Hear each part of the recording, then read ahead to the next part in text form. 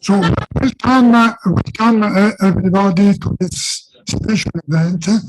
It is organized in a joint way by the Physics Department and the Department of Mathematics of the University of Trento.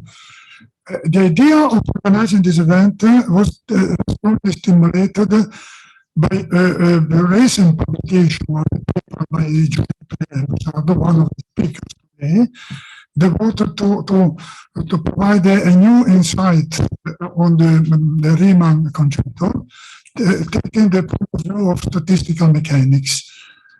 And for this reason, we decided, together with our friends in the mathematics department, to organize a public debate where the physicist Giuseppe Mussardo debates together with the mathematician Zagier, who is a world specialist in the theory of numbers, this problem, which is not yet a completely clear solution.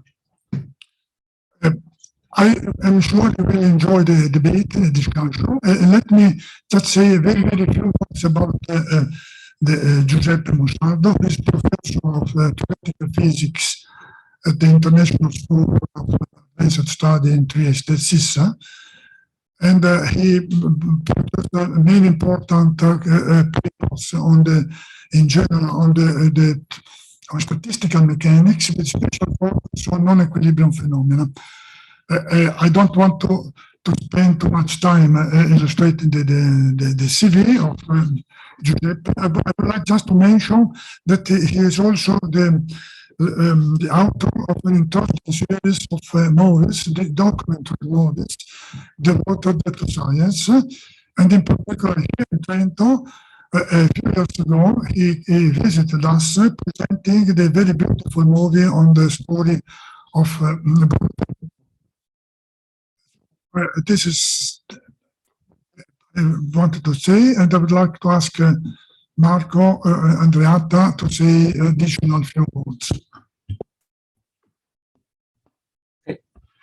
Thank you very much to all of you for coming here. As you said, I mean, it's like a joke, right? We have physicists, mathematicians. We do not have engineers. Then otherwise it would be really a joke. Really fun. So it would be really fun. I mean, it's not really a joke. It's something very interesting. They are actually two words, two different type of research, two different idea of what is truth in some sense, but both very, very, very important for our society. And so, I mean, Giuseppe Mussardo already said something, Sandro. He's a physicist, and he wanted to be on the top of the world in the sense that he wanted to solve Riemann conjecture or disprove it. I mean, he tried, right? He discussed about that. And it's very hard. It seems it's a very hard job.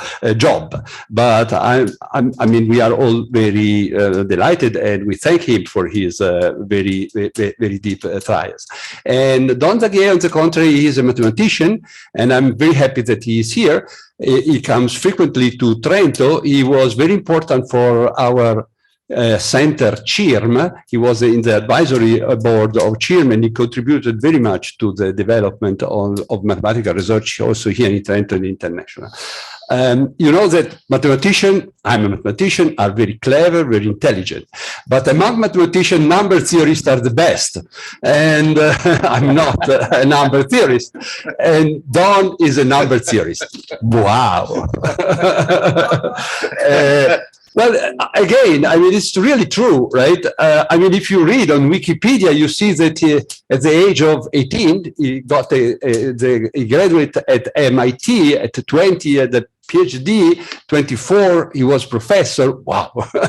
And he didn't stop. He did a lot of things. He is really one of the leaders in number theory in the world. And so it is very nice to have both of them to discuss. We don't know what they will say and how you spoke about the debate. Let's see. They will talk. Thank you very much. Really, thank you very much. Apparently, we have more than 80 persons connected, about 100, and the room is very full. Thank you very much for coming. Thank you. Yeah. Giuseppe, you start, Yeah, right? Prof, I think it's my turn.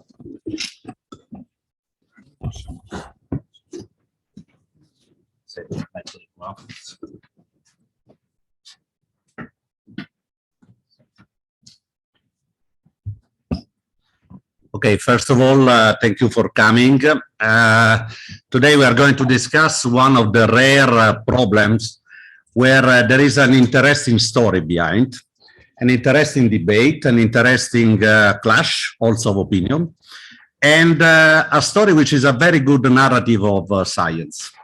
So it's the story of the Riemann hypothesis. Now, I have to tell you that on this problem, I've been spending a lot of my time in the last probably 4 or 5 years.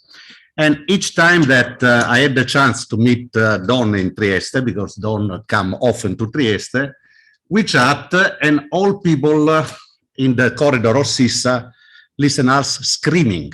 So there are incredible fighting on the blackboard and so on. So one of the first fighting is that when I say mention Riemann, you say, no, Euler, Euler. So what is about Euler? Okay, so one difference of mathematicians and physicists is we use the board. And since people are connected by Zoom, I have to have this silly microphone, so I'm sorry. So everybody calls it the Riemann zeta function, but you know the rule in mathematics, if it has somebody's name, it's not that person's. So the Riemann zeta function is of course due to Euler, but the story actually starts much earlier, and I'll tell it very briefly because it's a fun piece of history. 1644, with a Swiss mathematician with an Italian name, Pietro Mengoli, and he asked the question, can you compute 1 plus a quarter plus a ninth and so on? So people knew that this sum converged, and it was maybe between 1.6 and 1.7. But that's not enough to recognize it. And this problem became very famous as the Basel problem, and Euler became world famous because he solved it as a young man, but 90 years later. So Euler, in 1734, wrote a wonderful paper where he showed in particular that this sum was pi squared over 6. And I would like to say just in 10 seconds, 3 steps, genius, genius, genius. First, people could compute this 1.6, and it was by hand. He found a method called the Euler-Maclaurin sum formula, and he gave 1.6449, he gave 20 digits. First genius. Second genius, he looked at that number, he said, oh, I recognize that number. It's pi squared over 6. Not everyone could do that. And then it took him some years to prove this in a very clever way. But then in his paper of 1734, he went on. So he introduced the function that this notation is Riemann's, the function 1 plus 1 over 2 to the s plus 1 over 3 to the s, and so on. So he generalized. And so what he had proved is zeta of 2 is pi squared over 2. But then he went on, zeta of 4 is pi to the 4th over 90. He went all the way to 40, and he said to the reader, probably you'll think I'm crazy to spend so much time, but I think these numbers are going to be very important later, and they're the most important numbers in all of number theory. This one, I don't remember the denominator, 63875 something. Well, 638512875. And he went all the way up to 40. So he calculated these numbers, but he also discovered the very important property that this is the product of 1 minus p to the minus s, where p ranges over prime numbers.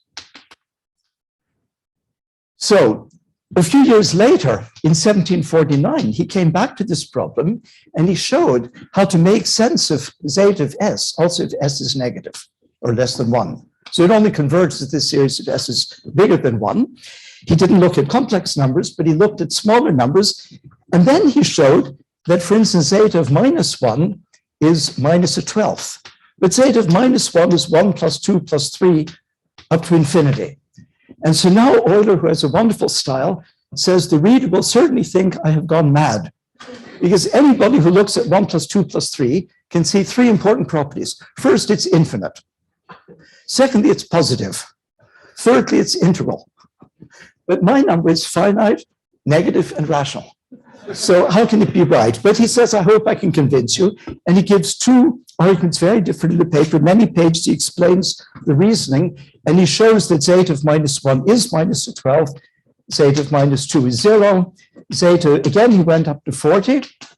This one is 1 over 120. When we got to zeta of -11, and that's the story I want to tell, he found the number 691 over 32,760. And of course, he immediately noticed that these numbers are related. And so he realized, and that's the title of his paper, a wonderful paper in French, sur un beau rapport, on the beautiful relationship between positive and negative powers of integers. And so he discovered that zeta of 1 minus s is equal to some elementary factor that he gave times zeta of s. He proved it for all integers because he had proved all of these formulas. That shows it. But then he said this should be true also if s is not an integer. And using the same method he'd used to get this 1.6449, the Euler-Maclaurin formula, he checked that if he computed zeta of a half, which is not convergent, but with his method, zeta of -3 has now only to 6 digits, and he checked the equation.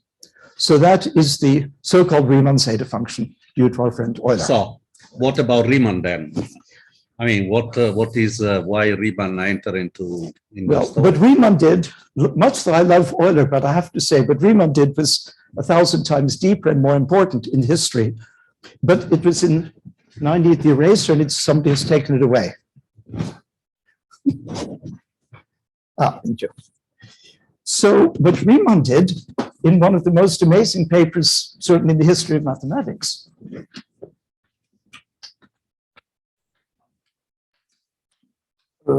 1859. I have the paper here. It's 8.5 pages. I'll just say 8 with a little introduction.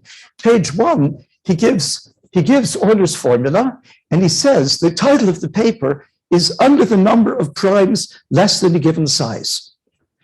And he says that using Euler's formula, here he quotes Euler, using this formula, he will relate zeta of s, that he gives this name to the question of the distribution, where or how do the prime numbers, where are the primes? So how are they distributed? In particular, how many primes are there under, say, 1 billion, under some large number? That's page 1.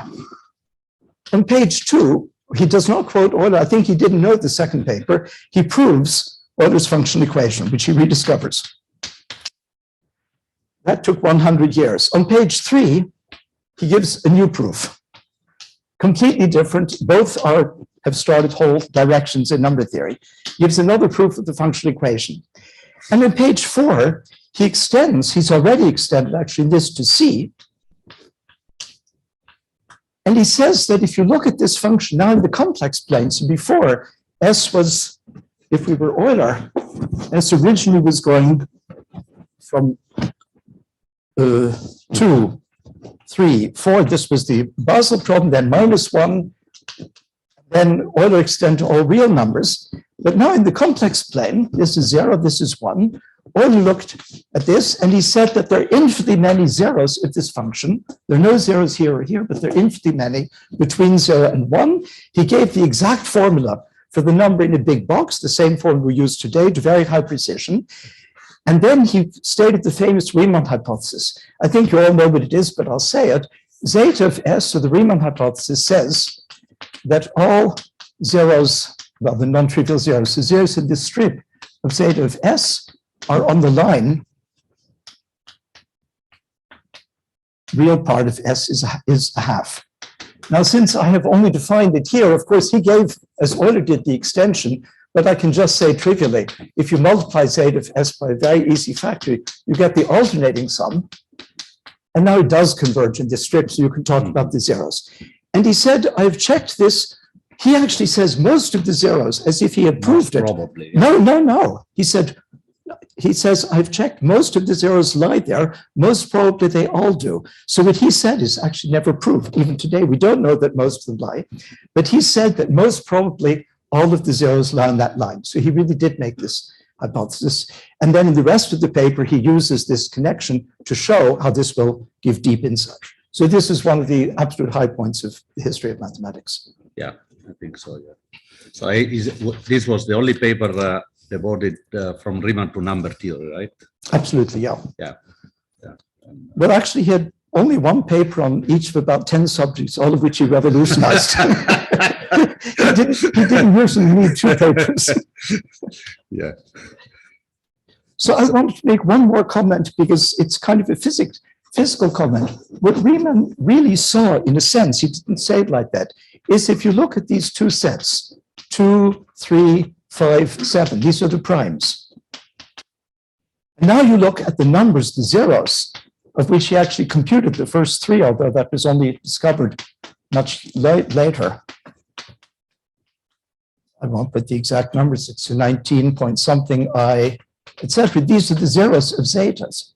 And what he showed is that these are related the same way, by the same kind of duality as in physics, classical or quantum physics, between position and momentum or between energy and time. It's like a pair of Fourier dual variables. And what it means concretely is that if you have some nice function, so a sum of some nice function, a weighted sum over primes, is equal to, as this little correction factor, to another sum of some kind of Fourier transform over zeros. And this is the deep connection. That's why we care about the Riemann hypothesis and about the primes. This was Riemann's huge insight. And Euler wasn't close. He never thought of introducing complex numbers in this story. And so he, of course, couldn't see the upper plane. So let me mention that although today we are not going to discuss in detail this part, in previous years, let's say probably around 25 years ago, physicists, and I have in mind Michael Berry and John Keating in particular, they were particularly interested in interpreting the Riemann hypothesis as a generator of some Hermitian operator, so some chaotic quantum mechanics. And this duality that Don was mentioned was very crucial in the story, because identify this quantum system involve also the orbit of the period of the classical orbit that was the prime, and the frequencies were the frequency, the eigenvalues were the zeros of the Riemann. Yeah. Okay, so what shall we do? Shall we do then you? Well, we've used very little time. Yeah. So if you want to tell a little more, I kind of told my story of, I really wanted to tell a little bit about Euler, who's my great hero, and about Riemann, who's also my great hero, and to say a little bit about how this very deep problem came from the rather innocent and very naive problem, what is 1 plus a quarter plus a ninth? That's to me a nice piece of history.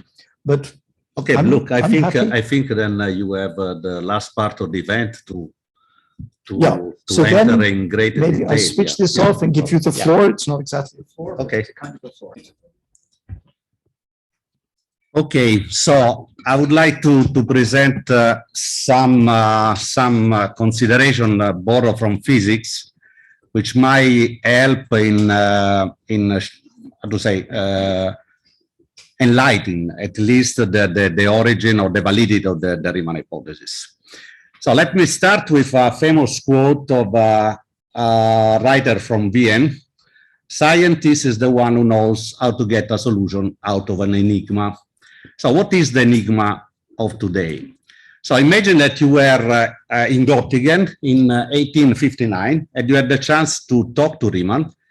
He would tell you that he has discovered a marvelous function that has all the zeros in the complex plane aligned along this line with real part equal 1/2.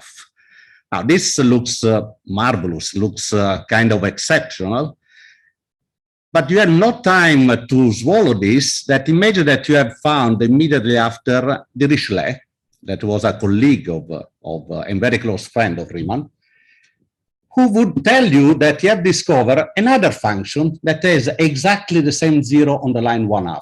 Not the imaginary part were completely different, but the origin, the assist, the real part 1/2.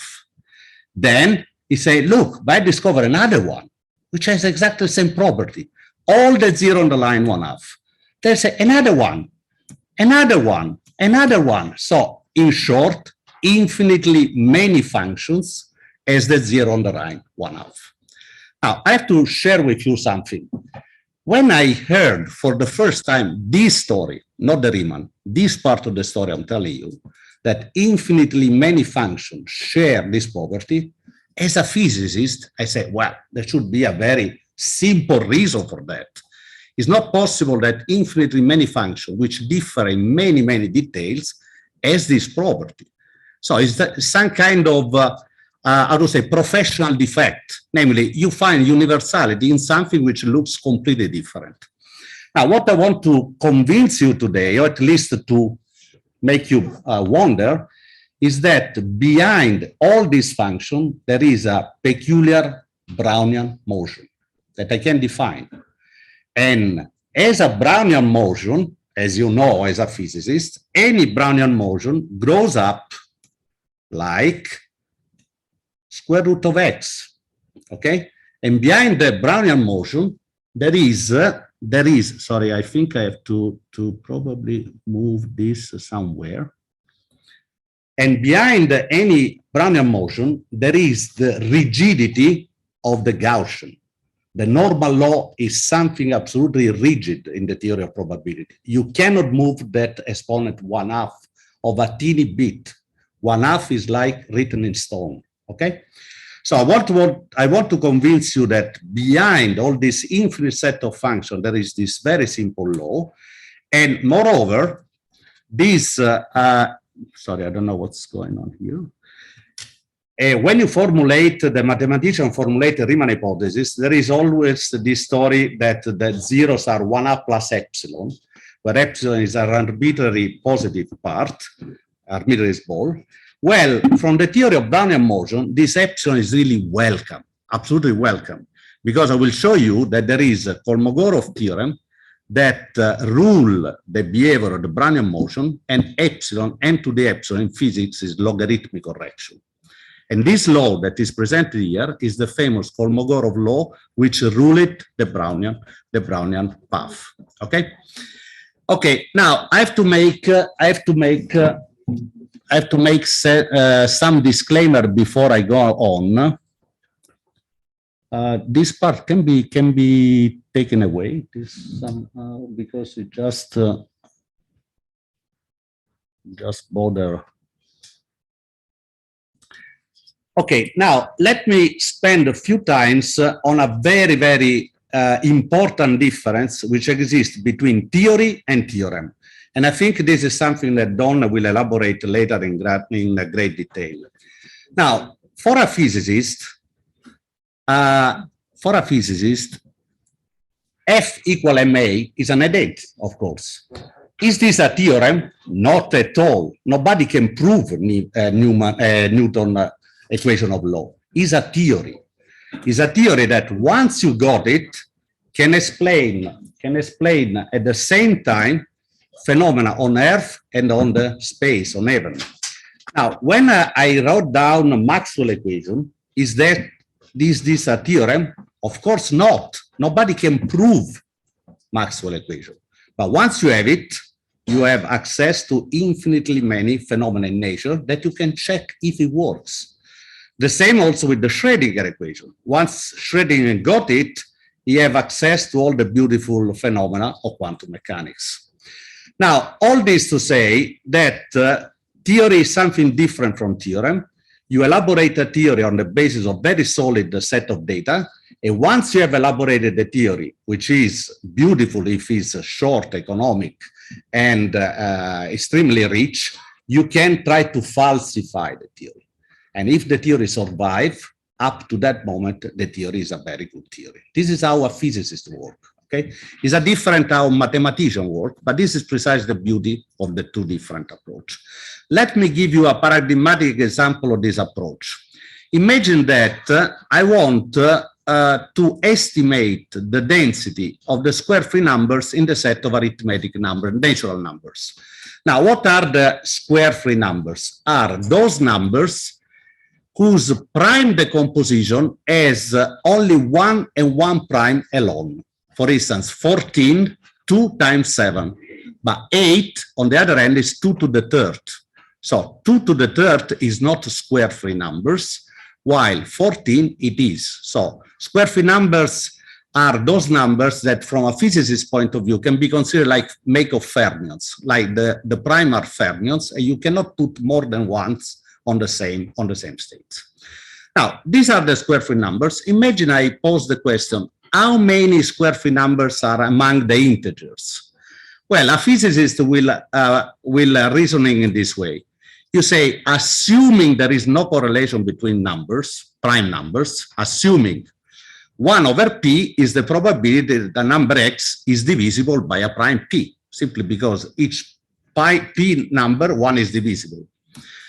Hence, 1 minus 1p squared is the probability that a number is not divisible by the prime p more than 1. But once I got this idea, to estimate this probability, I have just to multiply all the prime in this way. So this first part of the equation is a theory, but the second part is a theorem, because this product is the inverse of the Riemann zeta function. As Don said before, the Basel problem, this number is 6 pi squared. And then I got a very bold conjecture. This has to be the density of square free numbers. At this point, how I can check? Well, simple. I enumerate the numbers and I pin down all the square free numbers. I count. And then I make the plot. This is the result. Stunning, confirmed. Of course, on a large scale, because it's a probabilistic conjecture, probabilistic prediction. Okay? So this is essentially the way of argument I'm going to use in the rest of my picture.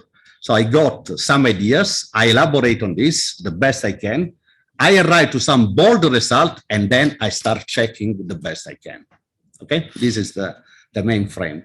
So on this paper, I wrote several papers with my friend and collaborator, André Leclerc, and the last one was devoted essentially to Riemann hypothesis. That is, in a way, the harder problem to solve within the Dirichlet. You will see Dirichlet much easier cases.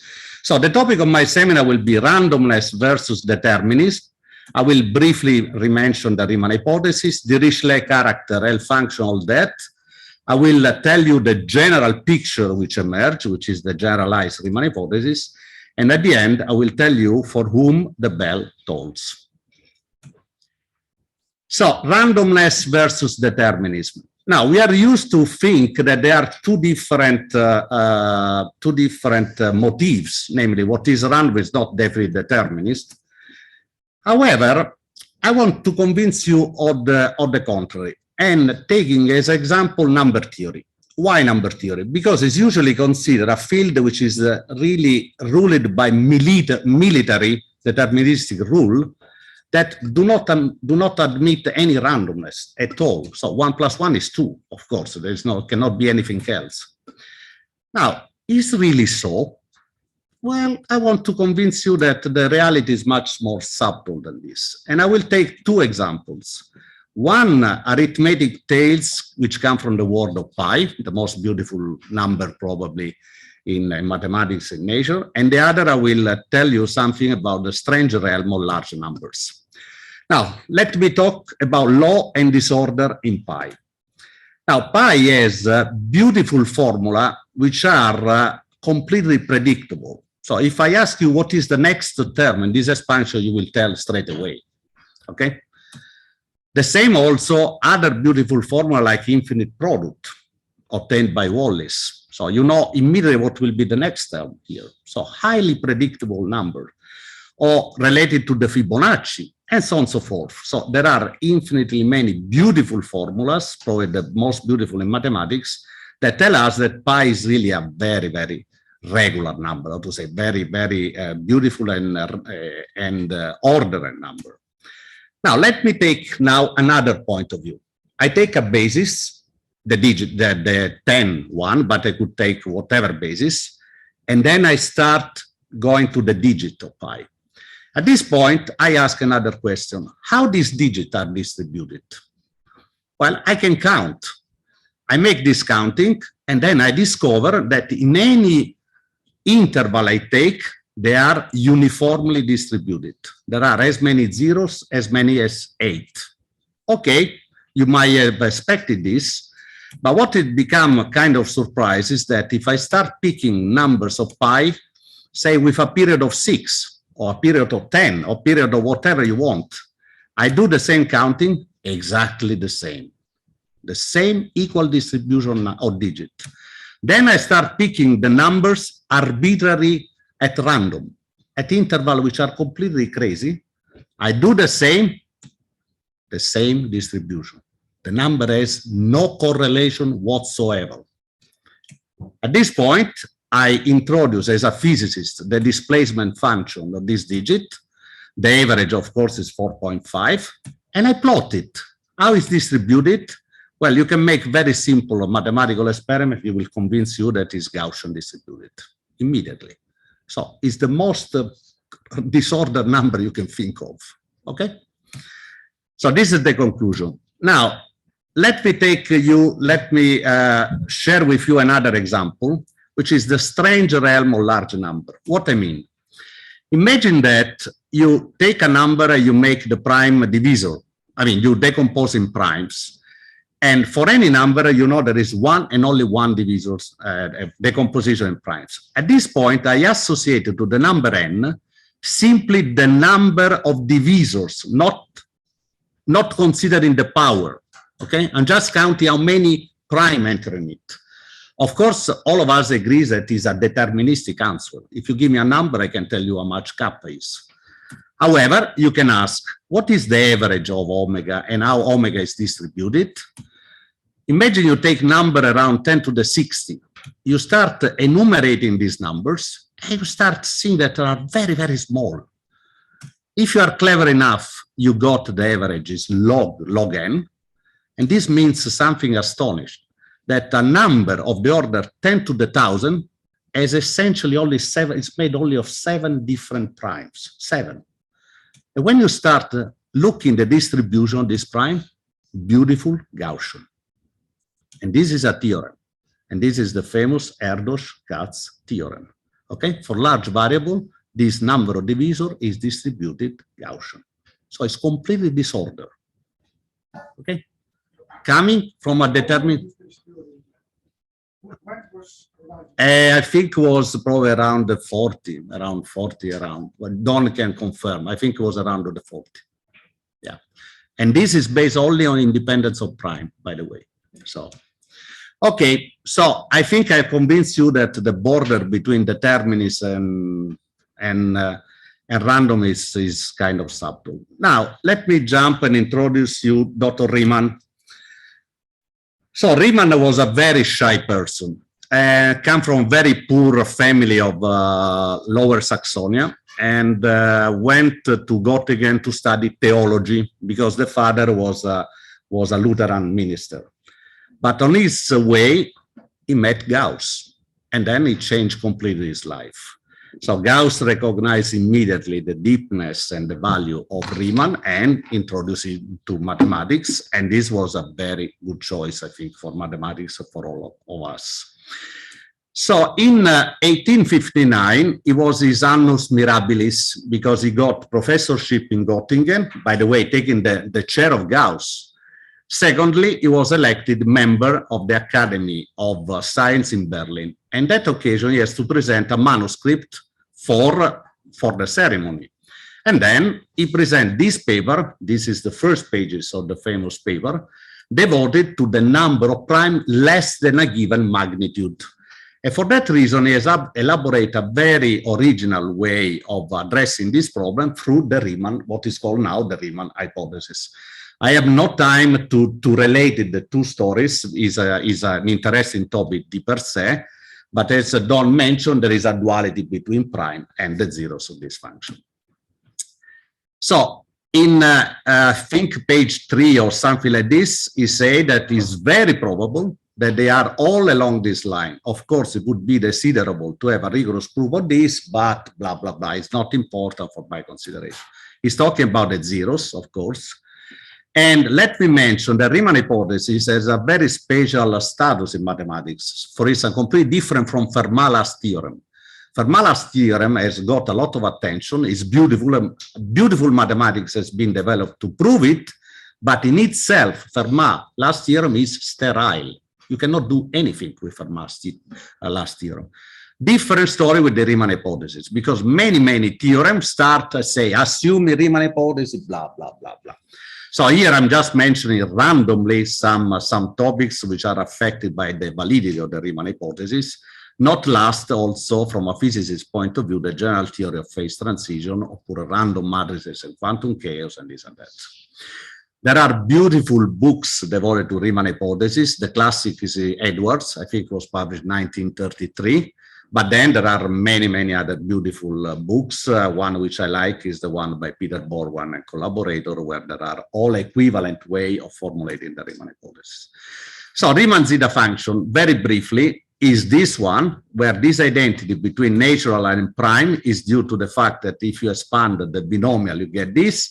And when you start collecting all the terms, you get integers, and since there is one and only one decomposition in terms of primes, you get exactly the series on the left-hand side. Now, from a physicist point of view, this identity is beautifully obvious. Why that? Because I can think about a system of free bosonic particle, quantum, and B bosonic as levels that can be arbitrarily populated. So you see, from physicist point of view, what is on the left-hand side is the grand canonical partition function of the system. What is on the left-hand side, sorry, on the right-hand side is the microcanonical ensemble. And since there is identity of ensemble, this identity has to be true, no matter what, okay? Now, insisting on this analogy of having the Riemann as a partition function, you see immediately that there is a temperature, S by the role of temperature, where this partition function blows up. This is called Hagedorn temperature in physics. So the partition function the Riemann is describing is intrinsically defined only for low temperature. You can ask, what about high temperature? Well, you need analytic continuation. But Riemann was the master of analytic continuation. He invented.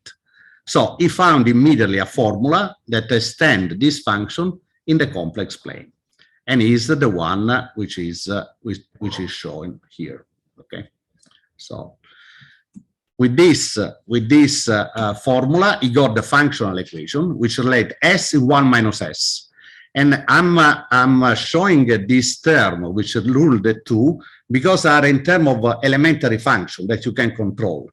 And with this, you can see immediately that this function should have trivial zeros on the negative even numbers and infinite set of zeros in this strip, which however, so these were the conjecture one, however, the functional equation does not imply they are aligned, because the functional equation only related S in 1 minus S. So if a zero is off the line, should be necessary another one downstairs, which is 1 minus S. Of course, if the zeros are 1/2, also the companion are 1/2. Okay, so this is the conjecture. How do we know that there is an infinite number of it? Because Riemann computed it, making the logarithmic residue of the function, that there is a number of zeros which grows exactly with the height of this formula. And you see, more larger is t, more zeros you have. And the density of this zero is 1 over log. So there are infinite number of zeros there, and many people work on that.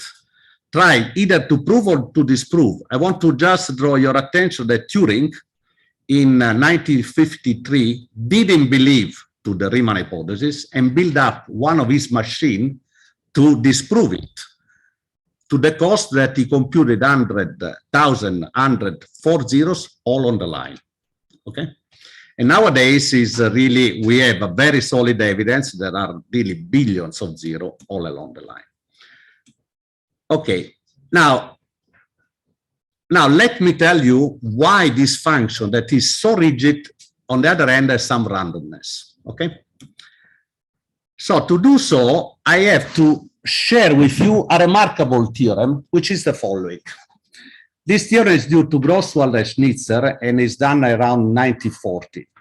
So what they did is they take a series of random integer number, Q, random. The only condition is that these numbers are between 2 primes, but for the rest you can choose independently as you want. So there are infinite random functions of this type. And then they prove a remarkable theorem. all these infinite function has exactly the same zero of the Riemann hypothesis. Exactly. Now, this is stunning. So this provides really, how to say, meat for my consideration, because I know that there are infinite random functions that share the same zeros. So I'm in a very good footing. How to prove this theorem is one line. Since these numbers grows exactly like the prime, if you take the ratio with the Riemann, the ratio is never zero, never. So at this point, you rewrite this ratio in a different way. And of course, each time that the Riemann vanishes, also f has to vanish. There is no way around. Now, if you don't believe, you can make experiment like St. Thomas. I did it. So you just take random numbers and plot it. So what is plotted here is plotted the absolute value of the Riemann, of the Dirichlet. Probably I did with the Dirichlet because the theorem generalized to the Dirichlet. And then I take a random, one of these random functions. You see, the function is absolutely crazy, but it pinned exactly to the same zeros. Okay? So I will base most of my consideration on the fact that the zero of the Riemann is not exceptional. It's shared by infinite number of random functions. Okay? I have this basis. So in order to put in evidence the randomness of the Riemann, I will take the inverse of that. When I develop this infinite product and then I start expanding, what I found something remarkable, that this expansion is made by the square free numbers alone. There are no other numbers, only square free numbers. And the residue of that is -1 to the kappa, namely how many factors the number is made of. Okay? So look, for instance, 6, 2 times 3, the residue is plus, because 6 is made by 2 primes. But 7, which is a prime, a square free prime, is made by 1, -1, and so on. So these were the square free numbers we met before.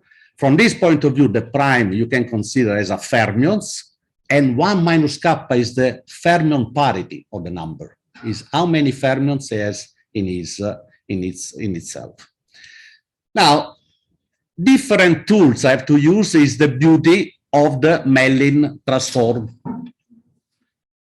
Means that each time that you have a series like this, you can always transform in an integral, which is called Mellin transform. And the density of this Mellin, which is M, is simply the sum of the coefficient of the series. This is a theorem. It's not a theory. This is a theorem. This is a mathematical identity. I'm going to use it.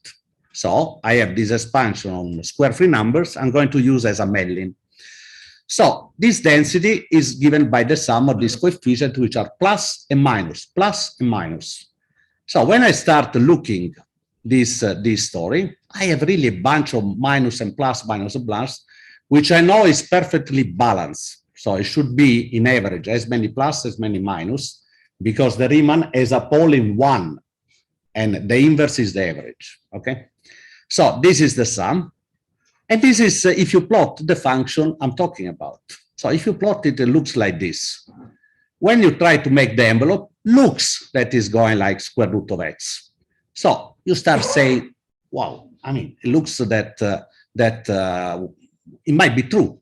So what is the idea I use to somehow get a theory, not a theorem, I insist, a theory.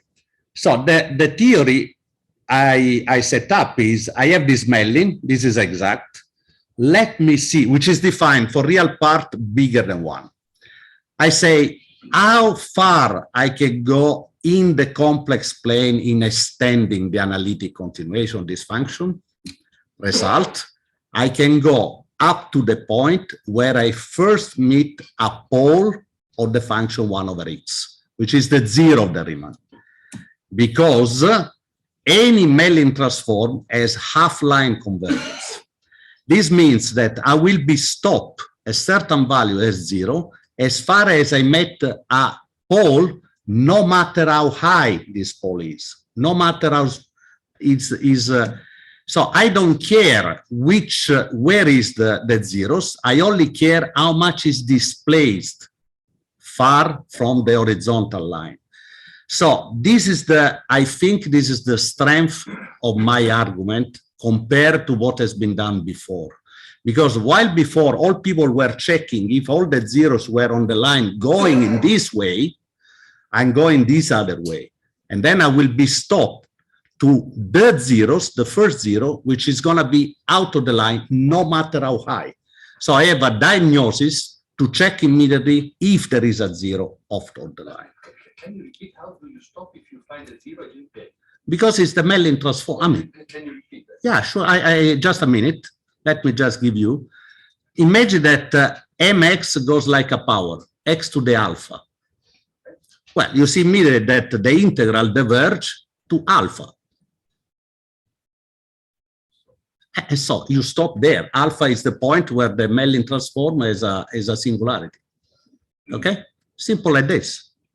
So if this function, the weight goes like square root of x, you know that the integral diverges at 1/2, and the first singularity of this function has to be a real 1/2. But since you have duality, all the singularity will be in 1/2. So if you have an integral which is mx x s plus 1 dx, and mx goes like x to a, then this integral goes exactly like 1s minus a. So you will be stopped by the first singularity as a whole. You have to check for all. Also no, it's enough one, because the Mellin has half-line converters. This is the point. It's enough one. This is precise the point. This is precise my point. Okay? I do not need to check all. It's enough one. Yeah. Come si fa? So this is really the point of the story. If I'm able to prove that the density goes like square root of x, I know that all the zeros are on the line 1/2. Because the first singularity will be on 1/2, but by duality, all of them will be on the line 1/2. Okay? So how can I show that this is the case? Well, I use the following trick. The trick is, given at the integers, square-free numbers, I divide them in classes. Namely, given an x, I say, passing through the square-free numbers, say, sorry, how many square-free numbers are you made of? So if it's 1, I put in the category 1. If it's 2, I put in the category 2, and so on and so forth. Now, why I'm doing so? Because for all this number, the residue is 1 or minus 1 at once. I know that for all of them, the residue is minus 1. The second is plus 1, and so on and so forth. Why this is a very important trick? Well, it's a very important trick because the classes are ruled by primorial. The primorial is the equivalent of factorial on a prime. So you make the product of the first consecutive primes. And you see, this primorial grows very, very fast. 30, 200, And actually, you can estimate how fast they grow. They grow exponentially fast. So this means that primorial allow me to handle exponentially large value of the Mertens function, in the sense that if I want to estimate the Mertens function, Mertens is the sum, sorry, I forgot to say, Mn is the sum of the Möbius up to n. If I want to estimate how much the Mertens function is up to n, what I have to do is spotting what are the primorial nearby n, which always exist.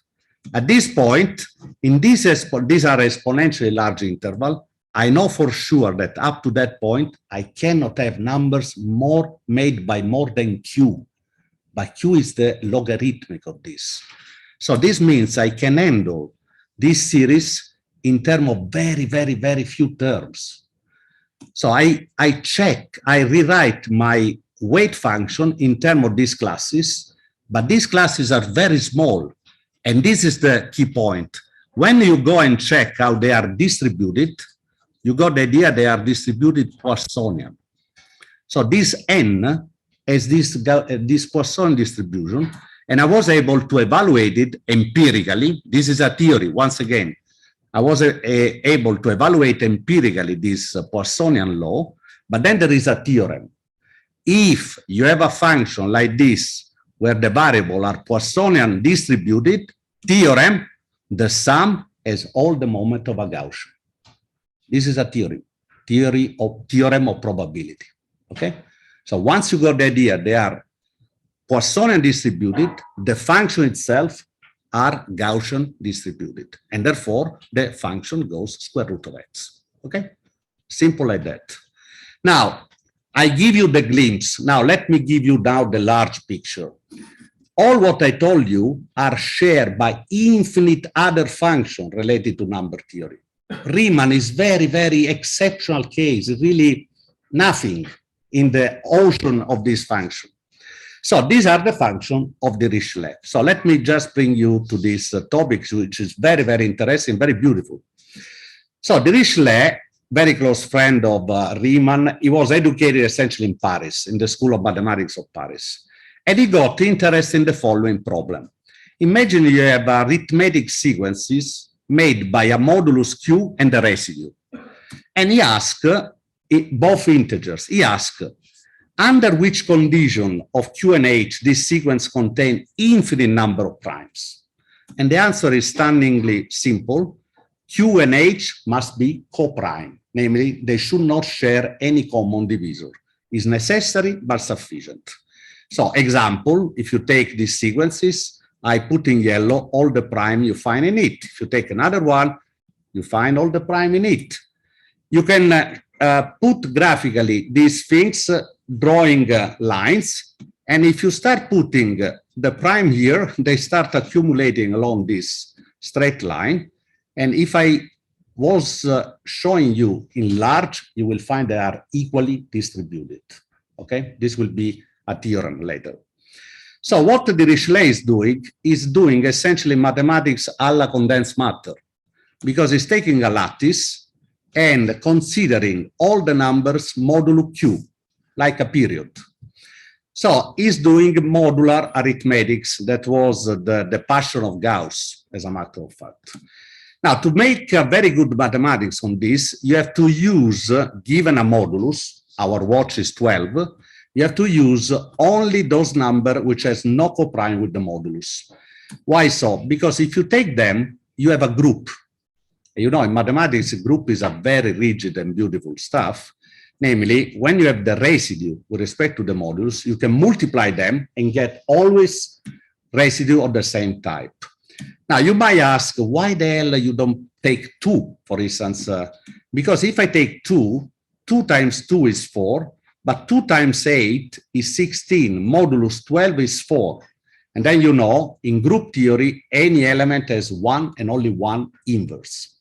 So if I take also number which share with the modulus some factor, I do not have a group, okay? Now, how large is this group? First of all, is abelian. The number of elements is equal to the number of classes. And you know, the number of classes in a group determine the irreducible representation. But the reducible representation has to be one-dimensional because it's abelian. So it has to be phases, simple phases. And these phases satisfy a series of very important properties. So it has to be periodic with the modulus, has to be multiplicative, has to be different from 0 if they don't share common divisor, and has to be root of unity equal to the modulus, essentially. So example, if I take the modulus to be 7, this root of identity I'm talking about will be essentially determined by omega, which is exponential I pi over 3, and the irreducible representation are the characters that are special function in group theory, which are this one. Now, you know that in any irreducible representation, there is the trivial one. The trivial when you set all the number, all the elements to be represented by 1. This guy, this is the Riemann. Okay, this is called the principal character. So the Riemann is essentially a Dirichlet function where I choose Q equal 1, and then I have only 1 to play with. But as you see, it's a very, very special cases, because I can take Q as large as I like, and then I have Q characters to play with. So it's an infinite number of functions, which satisfy the same functional equation like Riemann. And at this point, you have this beautiful result. They have exactly the same form of the Riemann itself, except to the fact that those characters which are not related to 1 does not have even the pole. They are entire function, the complex plane. That is the most beautiful function you can play with in the complex analysis. Only zeros. So at this point, we have really the grand picture around, which is this, the generalized Riemann hypothesis. We stated all the non-trivial zero of all the Dirichlet function, mean for any modulus and any character, are all aligned along the line real S equal 1/2. These functions differ enormously one from the other, because the coefficients are completely different one from the other. Okay? It's nothing to do one from the other if you choose another Q and another character. So let me now show you simple how I can conclude the same things much easier actually on the Dirichlet, the fact they are on the line 1/2. Since there is no pole for this function, I can take logarithmic of P as a diagnosis to spot the zeros. Why? Because this function diverges when there are the zeros, simply like that. Now, when I use this, I can once again expand this series, and I express in terms of my beautiful Mellin.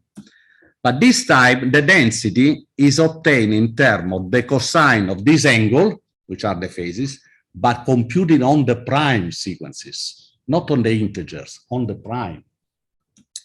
And why this is important? Now, if I'm able to prove once again that the weight goes like n to the alpha, and alpha is 1/2, then the function is 1/2, then all the zeros of this function has to be on the critical line. There is no way around. Now, why there has to be like this? The reason is very interesting and charming. Now, imagine that I take Q equals 7 as a residue, and then I make arithmetic modular 7. Now, in the integer, it's absolutely boring, the story. Because if I ask the number 8, I divide by 7 and say, what is your residue? Is 1. But this residue is periodic. So when I go in the sequence of natural, I will find 1, 2, 3, 5, 6. The residue 0, 1, 2, 3, 5, absolutely periodic, boring, and regular. But what about if I ask, sorry, what is the residue on the sequence of prime? What about if I put a filter to the integer and then I use the prime? The story changed dramatically, because at this point, I'm unable to predict easily what is the residue. And if I start looking in a large scale, is a completely random sequence of integers. Okay? As a matter of fact, this is a theorem. So when I'm going to look the property of this series, which is my weight function, and I look at the individual term, this cosine is absolutely crazy computed on the primes. It's something that you cannot predict. If I ask, sorry, what is the cosine at the prime 131? You don't know. I mean, you have no way to predict easily. If you do the distribution of this cosine, you find immediately functions that are easily recognizable by any physicist. This is just a random distribution of angle. If I plot this Dirichlet function, you find Brownian motion, one different from the other, but with all the property of random motion. And then I will convince you later why it has to be like that. So what is the property of this series? First of all, it's made by terms which are small. So if you want to grow, you have to add coherently a series of all positive terms, which is not the case, of course. All angles are equiprobable, is the Dirichlet theorem, is a theorem. So essentially, I'm playing with a dice. If you give me a Dirichlet function, it's like you are giving me a dice made of Q phases.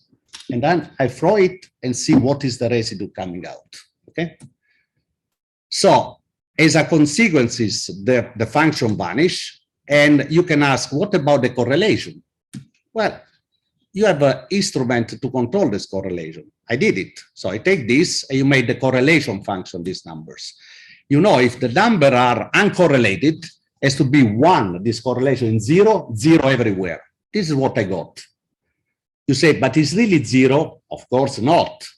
When I go and look at it in detail here, I found very, very small values. But the interesting question is, what about if I increase the size of my correlation function? They shrink. So this is a finite size effect that in the infinite limit becomes 0. And actually I studied how it decreases, okay? So these variables are very weakly correlated. And as a matter of fact, the correlation has been studied recently by Lemke, Olivet, and Sundararajan, great number theorists, who asked the following question. If you know that the residue of the prime number Pn is something, can you predict what is the residue of another number? And they were able to give a function for this. I'm just going to show you this function. So this is the probability that you get residue the same AA after sequence of kappa steps in the prime. Now notice that this is the one on logarithmic n correction I was mentioning before. They predict it. They are doing it. So if I neglect the finite size effect, I got the idea that all the residue are uncorrelated. It's like if you ask, if you have 2 dices, what is the probability that I exit 1, 6, 1, and 6 of the other one? Of course, it's 1, 6 times 1, 6 is the product. So they are uncorrelated. Well, at this point, the story is very simple. If you have a sum of terms which are uncorrelated, this sum grows like a Brownian motion. There is no way around. So all the moments are Brownian motion. Okay? So this is what you get from this consideration.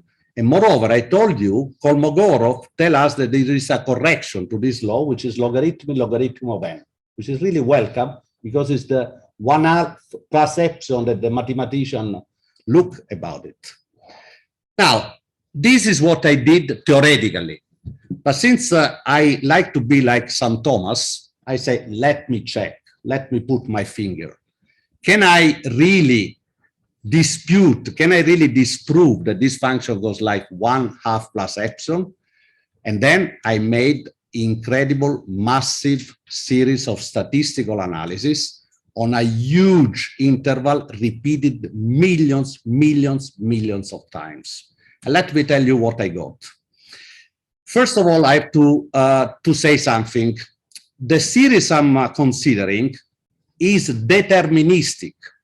I have no way of changing the character. It's there.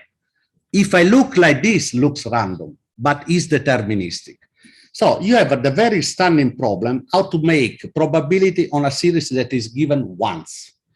And the story is very simple. This problem emerged many times in data science.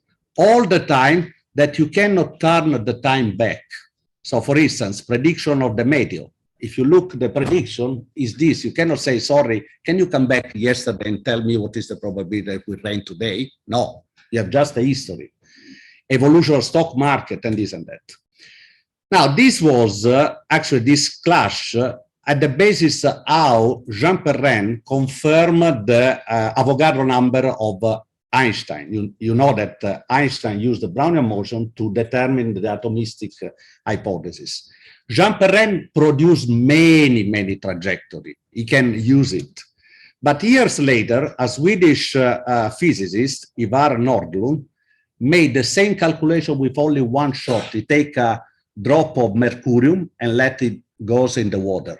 What he did, he made a snapshot of this trajectory. So you can convert, as you know, in statistical physics, temporal average with ensemble average.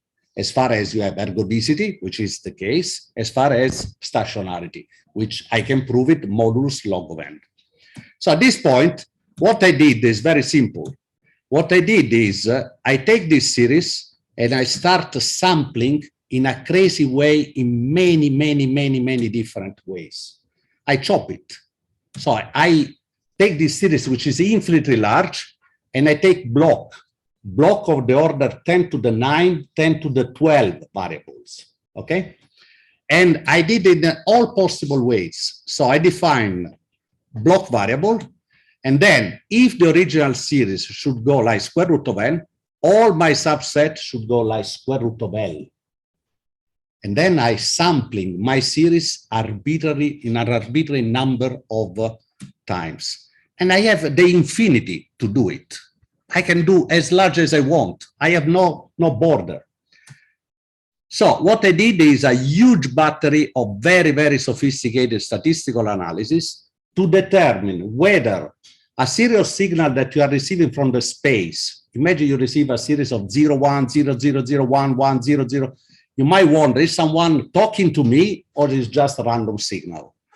You have a way of determining statistically if there is correlation, if there is a signal or it's completely random. You can make the longest run of positive values. You can make tests associated to the rank of matrices you can construct on this. You can make tests how the Fourier distribution is, the discrete Fourier transform is distributed. The min max, the entropy test, there are huge number of that you can do. And then I repeated millions of times. Never found a single instance of violation of random walk. A single instance on million of repetition of many different tests. So let me show you some tests I did. So I have this sequence of plus and minus 1. So in any interval, I can define a random walk or a presumed random walk.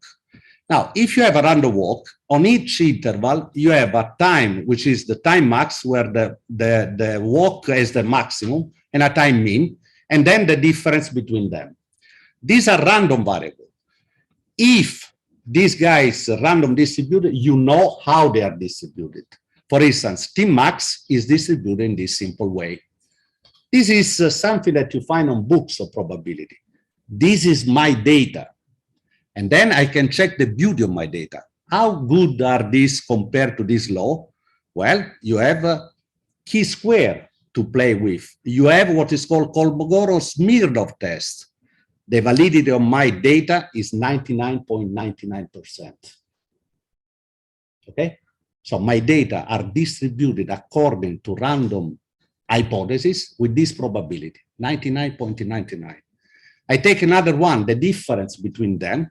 This is a very complicated function. It's not easier as before. So you see, it's very complicated one. My data match beautifully with this. What is the confidence? I can repeat the chi-square. This is the chi-square average of millions of events. What is the attendability of my data corresponding to this probability law? 99.99%. I have a probability which is larger as in CERN they discover the X. Just to put the thing straight, okay? So I computed the variance of my block. I have what come from the theory. And then if it's so, the variance of a random motion should go L linearly apart logarithmic correction. I did these things.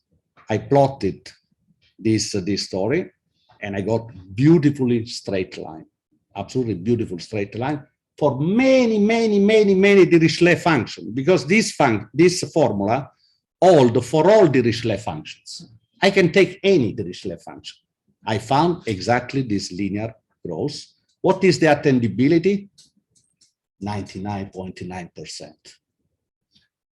Guys, what can I do? The function is random. What can I do? It's like this. So all the tests I did it, repeated millions of times, gave exactly the same result. So when I go and see what is the distribution of the function, is a beautiful Gaussian with attendability, which is fantastic, absolutely stunning. Okay, so repeat it. All this is based on spotting the discontinuity of this. This has to go like this. If the integral diverges 1/2, then all the zeros on the critical line. So conclusions, there are infinitely many functions which has the Riemann as the 0 on the line 1/2. So keep in mind this. Riemann, if I say Riemann, you might say, my God, how happens that this function is precise the 0 there? First of all, this property is shared by infinitely many random functions.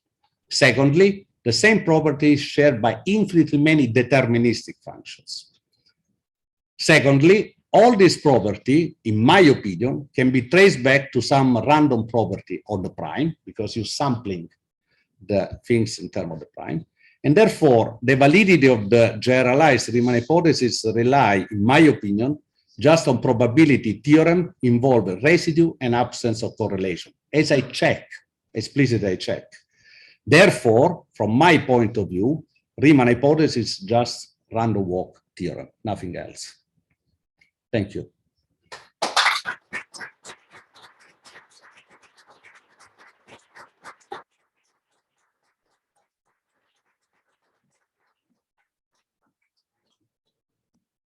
Thank you very much, Giuseppe, Sandro, for this nice theory and theorem mixed. So we will have also a break now. We will have a coffee break, I think, outside, or just a. Do you have any questions? We can have and we will start again at 4 with the Don Zagier conference. So we have a small break, but we can have a couple of questions first. Any questions? I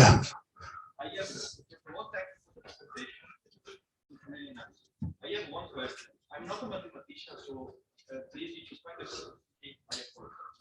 But you said that if you pick randomly the digits of pi, you end up with all of them being in the same number if you take large enough. What about other irrational numbers, for example, square root of 2 or I mean, yeah, so the question was, I presented this example of the distribution of digit of pi, and your colleague is asking, what about other numbers? Well, it's believed that all the numbers irrational, which are at least transcendental, I mean, not algebraic, maybe even the algebraic, these I'm not sure, but definitely the transcendental one has exactly the same property. They are called normal numbers. So That's it. That's certainly not true. okay, well, you see. Take the number 1 0 1 0 0 1 0 0. Yeah, I know this is Liouville number. Yeah, No, it's okay, but so accepted. it's not true that every. Yeah, guys, you see almost what is every the number. problem discussing with the mathematician? Yeah. Yes. Well, okay. I mean, no, but I can't let you say that No, every, you're right. every you're right. transcendental number, almost every number has this property, and every number that we know, square root of 2e, Euler's constant, any number that we care about, we believe it's true. Yeah. But it's certainly not true any number. You can write down a non-random number, of course, very easily. So, Yeah, which you know. Yeah, yeah. I mean, Don has mentioned a very specific number you can construct. I think it was Liouville. No, not Yeah. random. No, not random, not Your random. mother's birthday and your friend's birthday, you make a non-random yourself. Yeah, yeah, Non-random. sure. I mean, it's not Yeah. special. Oh, but anyway, if you take generic number, not if you construct, it's believed to be true. Yeah. So first, just one word to thank both of you, Marco and Sandro, and the physicists and the mathematicians of Trento for having organized this kind of special day. They didn't quite succeed in having a champagne break, as I'd suggested, but everything else is fine. And as Marco mentioned, I've come to Trento many times in the past as a member of the committee, and it's an absolutely wonderful place, kind of a magical place. Of course, not as good as Trieste, but still. So my talk is completely different from Giuseppe's, from Professor Mussardo's in all possible respects. First, I'm not a show. Well, I'm a little of a showman, but I can't make beautiful pictures dance on the screen. In fact, I can't even switch on the screen. So I'll talk at the board. And because I'm not young anymore, even old, I will be quite philosophical. So this is not really a mathematics talk. I want to present thoughts on the subject. Of course, the main subject is, should we believe the Riemann hypothesis or not? But I want to present some thoughts on in general about conjectures, about proofs, and about experimental evidence in mathematics. So a little like this dichotomy between theorems and theories. And I also want to emphasize that it's not a dichotomy we're speaking about, it's a trichotomy. I don't think it's a word, but if it isn't, it now is. So at dinner yesterday with those two same people and others, they asked, well, in the end, what's your opinion? Is it true? Is it not true? And I say, that's actually the wrong question. I didn't think to say that yesterday. There are three possibilities of the Riemann hypothesis. It may be false. It may be true, but not a theorem. And it may be a theorem someday. It's not a theorem yet. That we all agree. Nobody has proved it. So this is somehow what I want to explain, that one should think about even the question whether something is true or not, and how convinced one should be with a certain amount of evidence, no matter how extensive, that it's very tricky. One can easily make mistakes. There are many historical cases, especially in number theory. So the first point, I have 4 points in the 4 pieces of the talk. The first is very short, and the last I may not get to. I can say already the last would be, after all this philosophy, at the very end, I may take 5 or 6 minutes to present briefly 2 or 3 papers that I wrote in my lifetime, which have something to do with the Riemann hypothesis and are nice pieces of mathematics and are kind of fun, but they have nothing to do with today's subject. Do we believe it or not? They're just nice. But I want to talk about 3 things. And the first, as I said, will be very short, which is true, not a theory and theorem, also TMT, but the difference between a truth and a theorem. So that will be the first subject. The second will be about evidence. How much is enough? So when should we be convinced?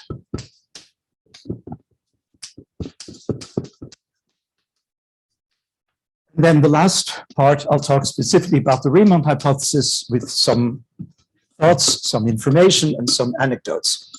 So the first part, most mathematicians believe automatically, I think more than non-mathematicians, something that I think is wrong, but some mathematicians think is wrong, some think it's right, that to be a true statement in mathematics is the same as being a theorem. To me, that's not true at all. So, and I don't mean it in the complicated sense. So a theorem is something that's provable. So what I'm saying is many true statements, I'm convinced, are unprovable.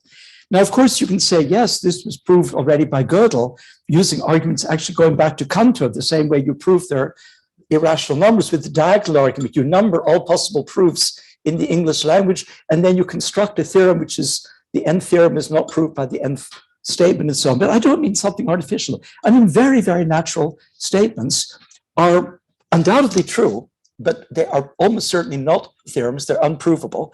A theorem is something that has a proof, meaning a finite number of words in English, or it could even be Italian, but they should be correct, which prove the thing from some axioms. And there's simply no reason to think that this map from the set of all proofs in whatever language, of course, it's not injective because there are many proofs of the same theorem. If you have a proof and it's not wrong, then what it proves is a theorem. But there's no reason to think that this map is surjective. So I'm saying, in other words, whether every theorem has a proof. Surely not. So I'll give examples in a second. So that's already part 1. Now part 2 is the kind of main part. I want to give you a lot of examples of experiments that you do in mathematics, because mathematicians also do experiments and some don't. They're very theoretical, but many do. I do certainly every day, more or less. And that an experiment, like an experiment in physics, gives you some degree of conviction. It persuades you that something is true. And the question is, what kind of experiment should be persuasive and what shouldn't be? So I'm going to give several examples. So example 1.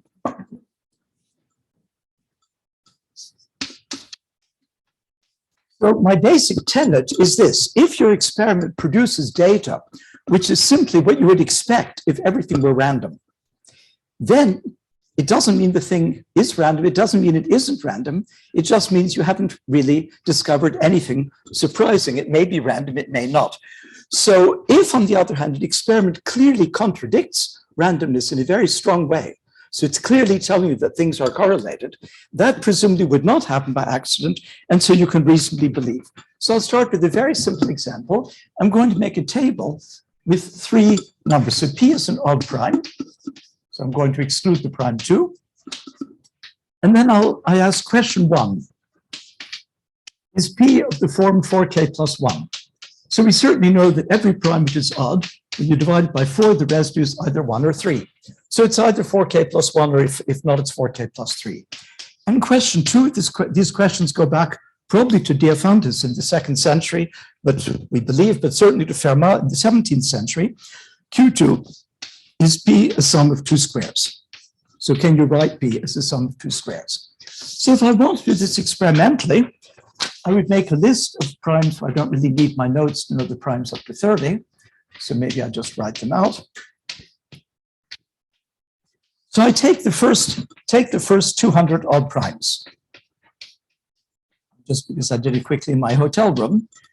So the first few are from 3 up to 29. The last one is 1229, and the last 3 are 1217, 1223, and 1229. And now I ask, is P equal to 4k plus 1? Well, that's pretty easy. This is not. This is not. This is not. 5 is, 13 is, 17 is, 19 is not, 23 is not, 29 is. And here you only have to look at the last 2 digits, so you can do it in your head. No, yes. So, and we know by Dirichlet's theorem, which Giuseppe explained to us, I should really say Professor Mussardo, since we aren't all on first name terms with him, but I am, so I refuse. As Giuseppe explained to us, we know from Dirichlet's famous theorem that there are equally many primes on the average 4k plus 1 and 4k plus 3. So in particular, there will be infinitely many yeses and nos. Now we ask, is this a sum of 2 primes? And we find here no, here yes, and the primes are 1 plus 1 squared plus 2 squared, 1 plus 4 is 5. Here no, here yes, the primes are 2 squared plus, the squares are 4 and 9. Here yes, the squares are 1 and 4 squared. 16 plus 1, here no, here yes, 2 squared plus 5 squared, here yes, and the primes here are less obvious. It was 16 squared plus, I've actually forgotten, 31 squared, but here no, and here yes, and the primes are 2 squared plus 35 squared. So if you look at this table, you say, okay, this is not random. Every time the answer is yes here, it's yes there. Every time it's no, it's no. If you go on to a million or a trillion, it's always the same. And so you would be completely convinced this is not random behavior. This is highly convincing, not just that it's true, but that it's a theorem. Because it's not random, there's got to be a reason. And even if we don't know the reason, the human brain will find this reason someday. Now, in this case, Fermat's human brain found it in 16-something. Probably Diophantus already had an idea. There are now, I think, 500 proofs of this theorem. The shortest one, by the way, is mine. I'm very proud. It's only one long sentence. But we certainly know this is a theorem. So that's the first example. And I'll take a second example of the same sort. And here I'm not going to define my curves. Again, I'm going to have 3 things. E is going to be what's called an elliptic curve over rational numbers. Question 1 is, what is the rank? So it's some number. The Mordell-Weil rank, I'm not going to define it. It plays no role. The other is, what is the order at S equals 1 of the L series associated to E? And so here I would make, again, a big table. There are huge databases. I didn't even bother to look because from the point of view of what I'm saying, it plays absolutely no role, even what these numbers is.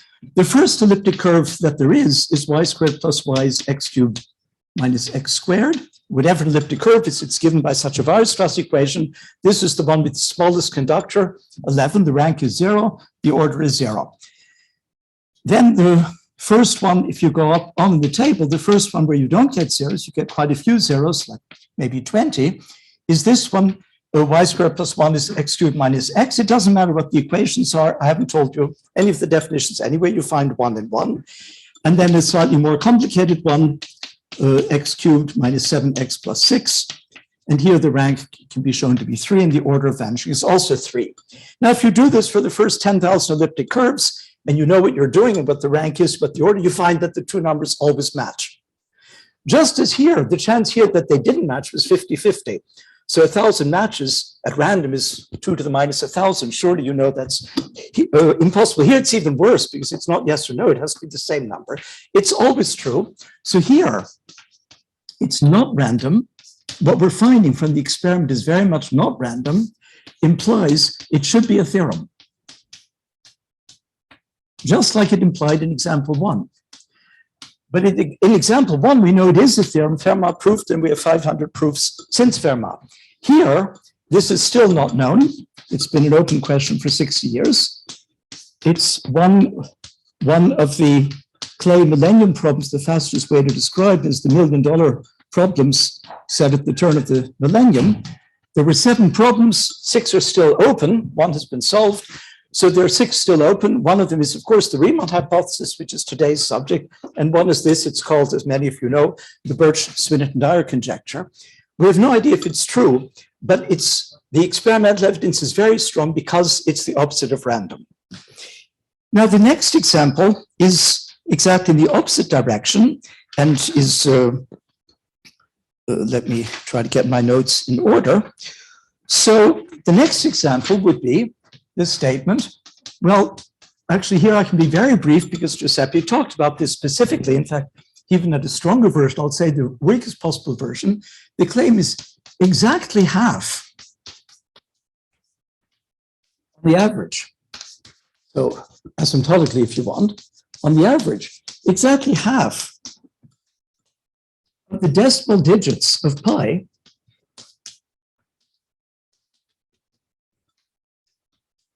are even, and therefore the other half are odd. So, well, he made a slightly stronger statement, which is that the decimal digits are uniformly distributed 0 up to 9 with equal probability, but this is the same thing. Basically, it's all the same. You can take any base. If you take basis 1,000,000, instead of 10, you have a sequence of 6 digits, and as he told us that also, any experiment shows. So now any experiment that has been done, but I'm completely convinced that any experiment that ever will be done in the future and could be done, any confirms the randomness. And no mathematician, I think, possibly could believe that the digits of pi, even though it's a deterministic number, but that they're not completely randomly distributed, they pass in the very same sense as in Giuseppe's talk. They pass all tests, and I'm even convinced all future tests, if one did the same kind of very sophisticated statistical analysis with more and more complicated tests, it would always pass. So what would we say at the end? We're convinced it's true.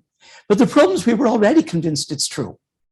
This just means, remember, there are 3 possibilities. Something could be false, something could be true, but not a theorem, not provable.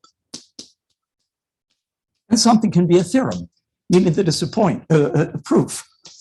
Now, in the discussion of the previous talk and the usual discussion, the question is, do you believe the Riemann hypothesis is true or not? But it's really 3 things. If you believe it is true, you believe it's true because it's randomly distributed and therefore is true, but we may never be able to prove it because how will you ever prove that something that is random is random? That's a physical theory.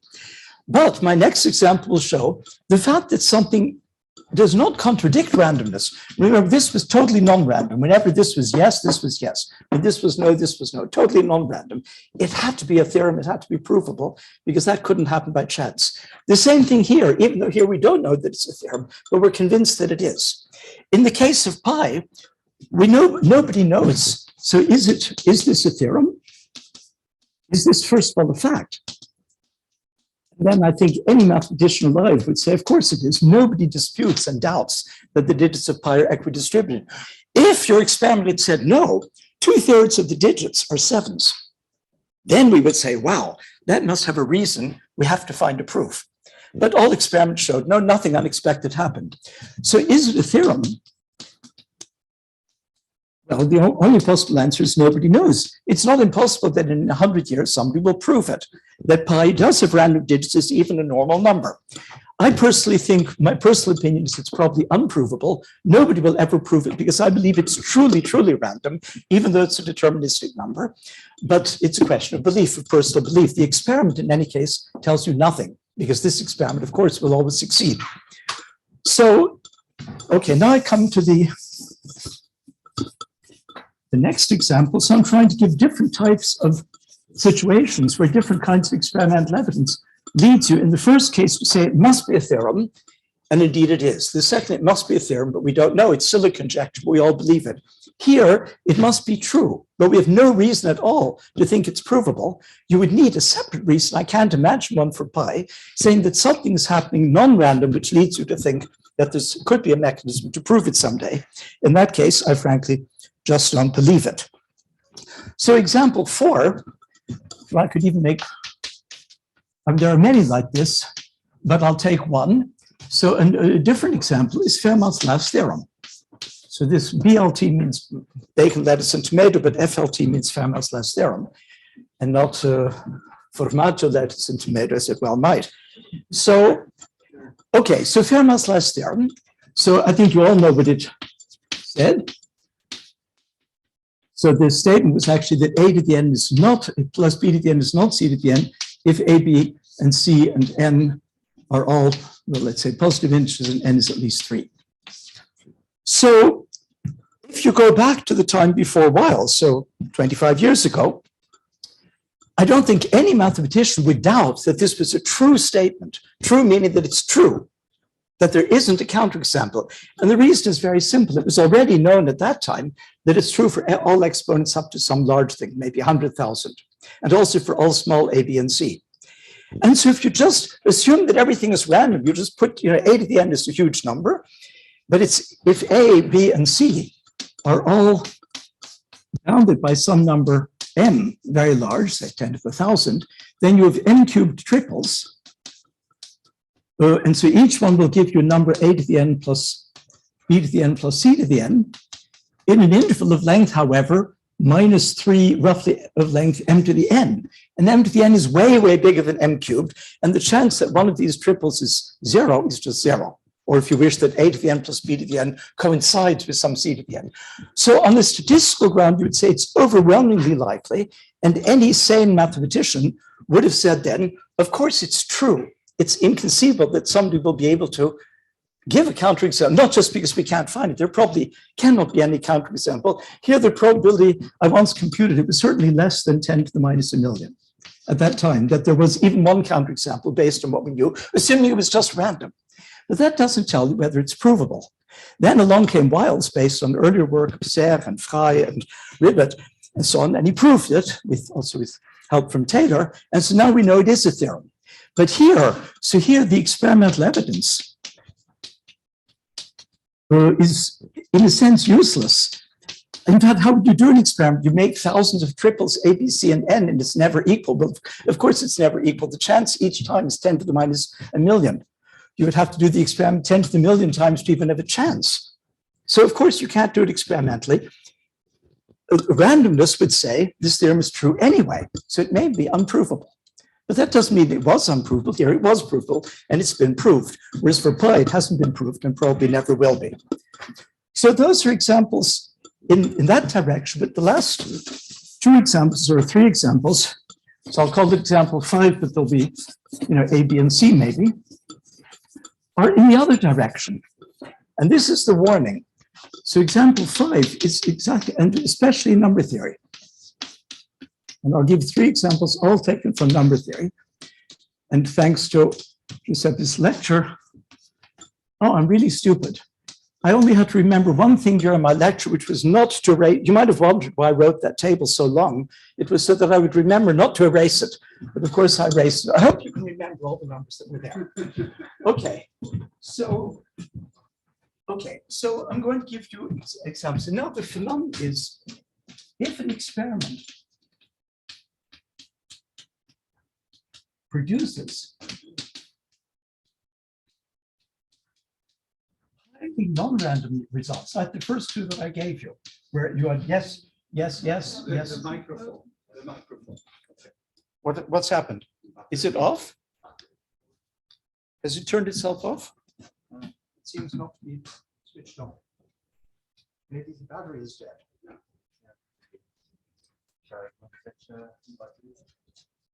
I'm afraid he has to, because without a microphone, the Zoom people can't hear. Well, you already have, the other microphone is broken. Now this one's also broken. We're not lucky. So wait, I'll keep an eye on the time because I don't want to. This is working, I guess. Well, but what am I supposed to do? Walk around with it? It doesn't work.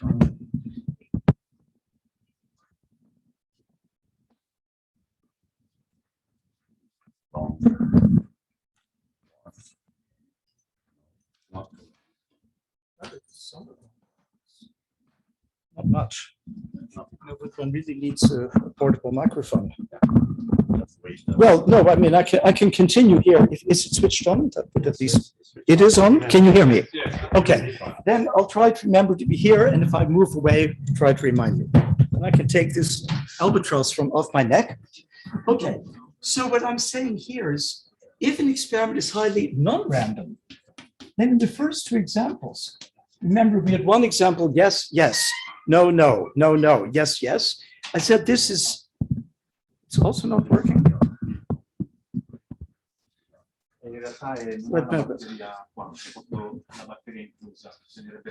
Ma quella funziona o non funziona? Anche quella è rota. Then I'll take this one. I mean, something has to work. Funzionano entrambi. Ok, in quanto questo caso posso continuare. Okay, so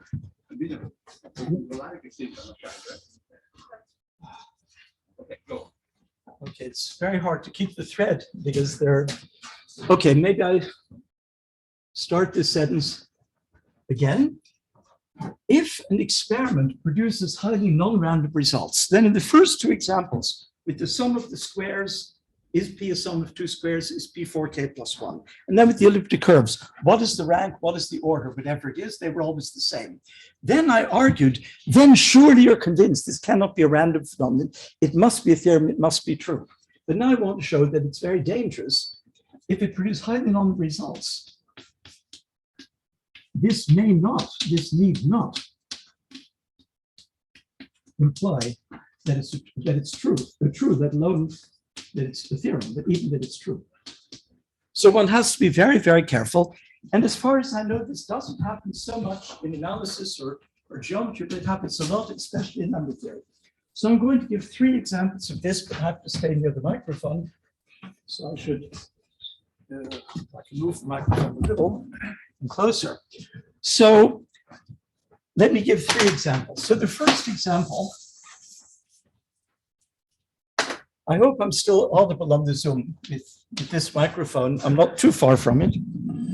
Both working, both for the best. So example 5a is a famous thing called the Chebyshev bias. Chebyshev was the person who made the deepest contribution to prime number theory, apart from Riemann, I would say, in the 19th century. So Chebyshev looked at the same table that I gave you before. Remember, with the primes, and then we had to equal the sum of 2 squares. And also 1 mod 3 or 4 mod 3, we know it's the same now. And then we make this table. And the answer was no, yes, no, no, yes, and so on. And now we look at we keep score. This is, Torino, and this is some other city. These are the football scores. So now the minus, the 4K plus 3 are ahead. The score is 1-0. They have 1. Now the other team got 1 point, so now the score is 0. Here, the minus team went ahead again. Here it went ahead again. But here at 13, it went back down because there was 1 for the other team, 1 a point. And if you continue, that's the table I didn't mean to erase, but it doesn't take much time to do it. We have plus, minus, minus, plus, then the 1 becomes 0, but then it becomes 1, then it becomes 2, then it goes back to 1. The second team never wins. And Chebyshev noticed this, and he went as far as he could, a couple of hundred, of course, by hand. And he found that this always happens. There are always more minuses than plus. So in the technical language, if pi 4, 3 of x is the number of primes congruent to 3 above 4, so 4k plus 3, and if you subtract the number of primes congruent to 1 mod k, then this is always at least 0. And in fact, after a couple of zeros at the beginning, it's always strictly positive. So the minuses always beat the pluses. And for a long time, people believe this. But it simply isn't true. And in this case, you don't have to go incredibly far for counterexample, but you do in fact have to go far enough. So if we take the table that I gave you, it ended 12, 17, 12, 23, and 12, 29. And the last three numbers there, I think, are 2, 3, 2, and 3. I forget. I have them written down here, and I'm losing them. So what you find is it's always ahead. But if you continue this table, and you don't have to go all that incredibly far, I have to break down that my pages are now also out of order. When you get to the, well, I remember the numbers. It was the 29. If I take the first 2945 primes, so they're odd primes. So the biggest one is, I think, 681, and they have one digit interchange. It's about 30,000 the prime. Then you find that this difference, pi 43 minus pi 41, is actually equal to -1. So you have to go all the way to 30,000 to see that it's wrong. Of course, with the modern computer, that's rather easy, but for a long, long time, it was believed. And it's still, and now it's known that the sign changes infinitely often. But now let me give 2 more subtle examples, which are much harder, and your computer will not ever find the counterexample.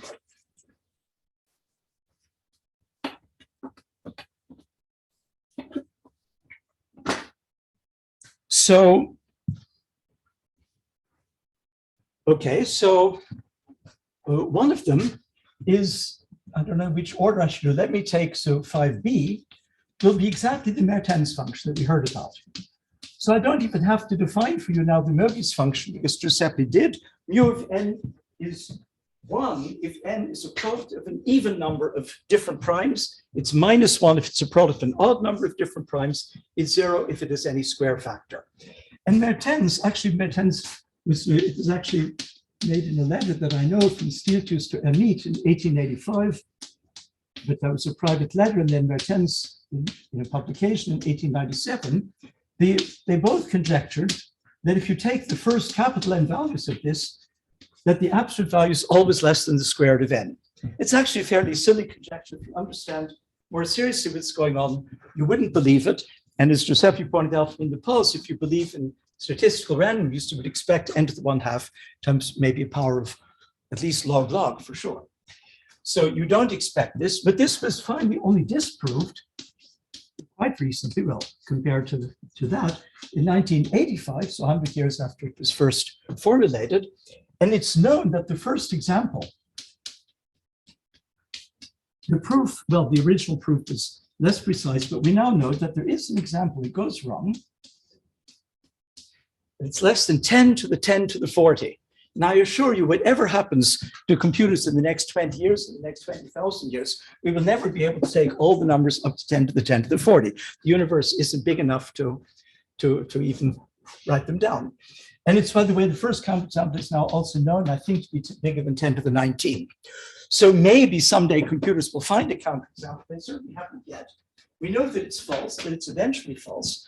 It was kind of a stupid conjecture anyway, but just to say that the evidence that, yes, it always worked up to 10 to the 15, I think it's been checked, means absolutely nothing. So one has to be very careful. And the third example is of the same sort, but the numbers are even worse, or rather now they're better, but yeah, they are better, but originally they were even worse. So in Riemann's paper, Riemann showed that if, so Gauss had conjectured that pi of x is roughly a function called Li of x, the logarithmic integral. And what Riemann showed is on the nose, you have to correct this by all of the zeros of the Riemann zeta function. But we believe, if you believe the Riemann hypothesis, they're like the square root of x. But that isn't quite true. But what he actually showed, you have to take not just the prime subjects, but the squares of the prime subjects with multiplicity half, and the cubes of the primes. So it means you have to throw in pi the square root of x. And so this is, of course, positive of the order of square root of x. And so it's very plausible that pi of x should always be less than Li of x, because this, with or without the Riemann hypothesis, should be much smaller than that term. And so pi of x should be roughly Li of x plus a small error, and this thing is positive, so pi should always be positive. Littlewood, who was the first really serious research on this in the 20th century, I think, already proved in 1914 that it's false. That not only it's not always smaller, but it crosses the difference. If you draw the graph, will cross an infinite number of times. It's a beautiful piece of thinking, because his proof is by reductio ad absurdum, but we don't know which absurdum. He said either the Riemann hypothesis is true or it's false. If it's true, he gave a proof. And if it's false, he gave a completely different proof. Since it's either true or not true, he had proved it.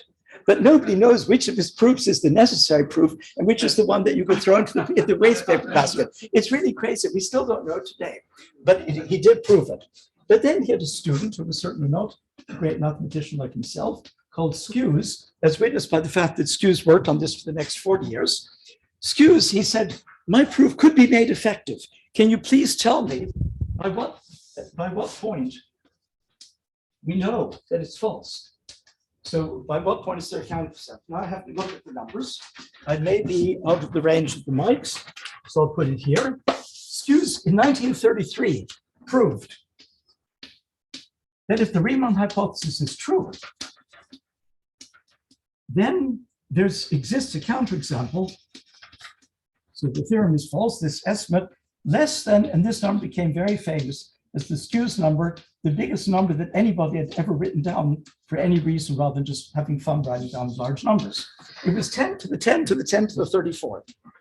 But then he wasn't satisfied with that because Littlewood had done both cases. It took him another 22 years to make the other proof of Littlewood effective. If the Riemann hypothesis is false, again, it's one run.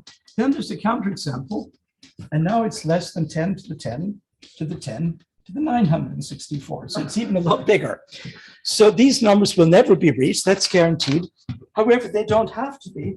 In 1967, this bound was reduced to 10 to the 1166, and now it's down to, I think, 10 to the 317.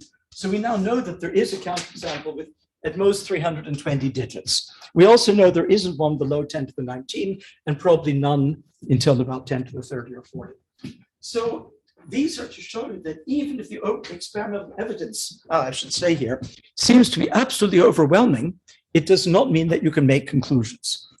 So now if I come to the Riemann hypothesis, then of course, these comments apply there too. We have many types of experiments, and the question is, should you believe it or not? So now if I think about the Riemann hypothesis itself, then the naive argument is if I have a zero, then the real part of rho is just a real number. The chance for a real number being exactly a half, 0.5000, is of course zero, it's measure zero. But that argument is wrong. We saw the picture in Giuseppe's talk. If there are zeros, then either they're on the real line and then they come in pairs, or they aren't on the real line, but then there are four of them because of the function equation. You have s, 1 minus s, and of course you have s bar and 1 minus s bar.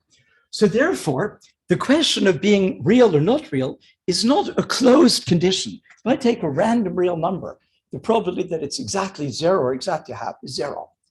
But if I take a symmetric thing like a parabola and ask, is it cutting the line or not cutting the line, both sets are open. So let me draw a picture to make that clearer. Let me call a polynomial Riemann-like. So Riemann-like will be a polynomial of degree n, all of whose zeros are real. That's like the Riemann hypothesis. So now let me take, say, a quadratic polynomial that looks like this. And now I simply move it down. Well, since I don't want to keep drawing it, I'll move the axis. Here, you see that it's completely not, well, no, maybe I will move it. Here, there are zero things, so it's not Riemann-like, so Riemann is false. As I move down a bit, well, at one point it'll just touch, but if I move, that's a closed condition where it just touches. There's a double zero. But if I move further, there's an open set where there are two real zeros. Here there were none. But if I move further, then there's a new open set where there are four. So here the Riemann hypothesis is false. Here it's true. And if I move even further, then there are only two again, and so it's false.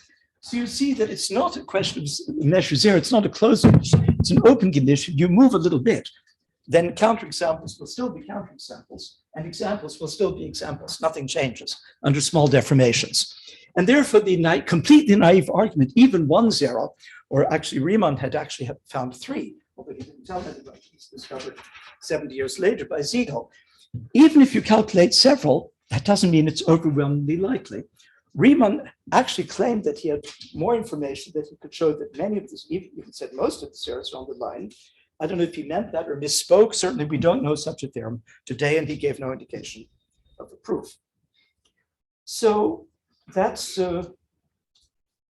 Oh, wait a second, I want to see if I'm leaving out anything important, and also have to see the time, which is moving on as time always does. It's a property of time. So I want to say what kind of evidence could be really convincing. The type of evidence that was presented in the first talk could be extremely convincing, or can be, or already is, depending on your history, very convincing evidence for the statement the Riemann hypothesis is true. It's a fact. There aren't any zeros off the real line. I personally am still not 100% convinced, because we know that if there are any counterexamples, they're incredibly high up, because 3 trillion have already been, 3 billion, a trillion already been computed, and many at much higher points. And they're always, it's always good.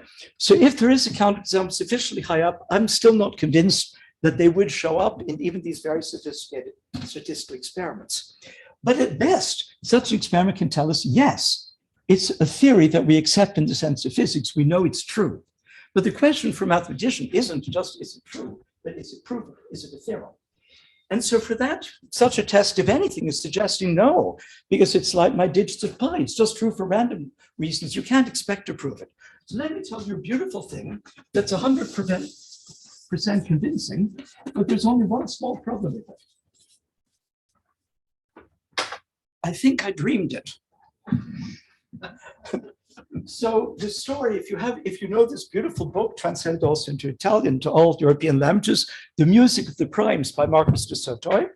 The author spent a year in Bonn. He interviewed me, and I told him a wonderful story of the bet that I made with the great Italian number theorist, certainly the greatest of the century, Enrico Bombieri. He believes in the Riemann hypothesis the way that the Pope is supposed to believe in God, but not every Pope managed, but he really still does. It's a question of course it's true. It has to be true. He has many beautiful philosophical arguments, no real mathematical argument, but he's convinced. And this was many years ago in the early 70s. I was a young man. He's a bit older than me, but he was also very young. And I played devil's advocate. I said, it may well be true, but I'm not yet convinced. I think it's reasonable to bet on the other side. And so I made a bet with Bombieri, 50-50. I said it's false, he said it's true. And we had to decide, how will we know? We'll probably still both die and we won't know. We could have said after 10 years, whoever wins, but what does 10 years have to do with the Riemann hypothesis? So I said, very foolish, I was already foolish to offer even odds. He would have taken 1,000,000 to 1 because he was absolutely convinced. I should have offered about 1,000 to 1. But I offered even odds, and the bet was for 2 bottles of very good Bordeaux wine that the winner would choose. The winner would choose what wine he wanted. And so the story, briefly as told in that book, this part is true and it's historical. There were 2 teams. Well, at that point, people had computed 3 million zeros. Now it's 3 billion. No, 12 billion. So 3 million. I said, rather stupidly, but in the end, I didn't regret it. I said, if they go 100 times further to 300 million, and if they haven't found a counterexample, I've lost, I pay up. If they have, of course, I've won. So that was the bet. And I thought I had many years because the 3 million was an incredibly hard computation with the computers of that day. I thought it would be 30 years till they can go further. But I didn't know the computer revolution would be so fast. 10 years later, suddenly, they could do much bigger computations. And so there were 2 teams, Brent in Australia and Terile in Amsterdam.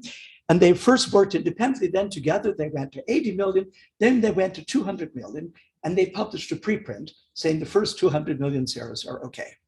And I was so relieved because 200 is not 300. It meant I had another 10 years till anybody would take the trouble to go further. But I have a friend, my friend no longer, but still my friend, Hendrik Lenstra, who's Dutch.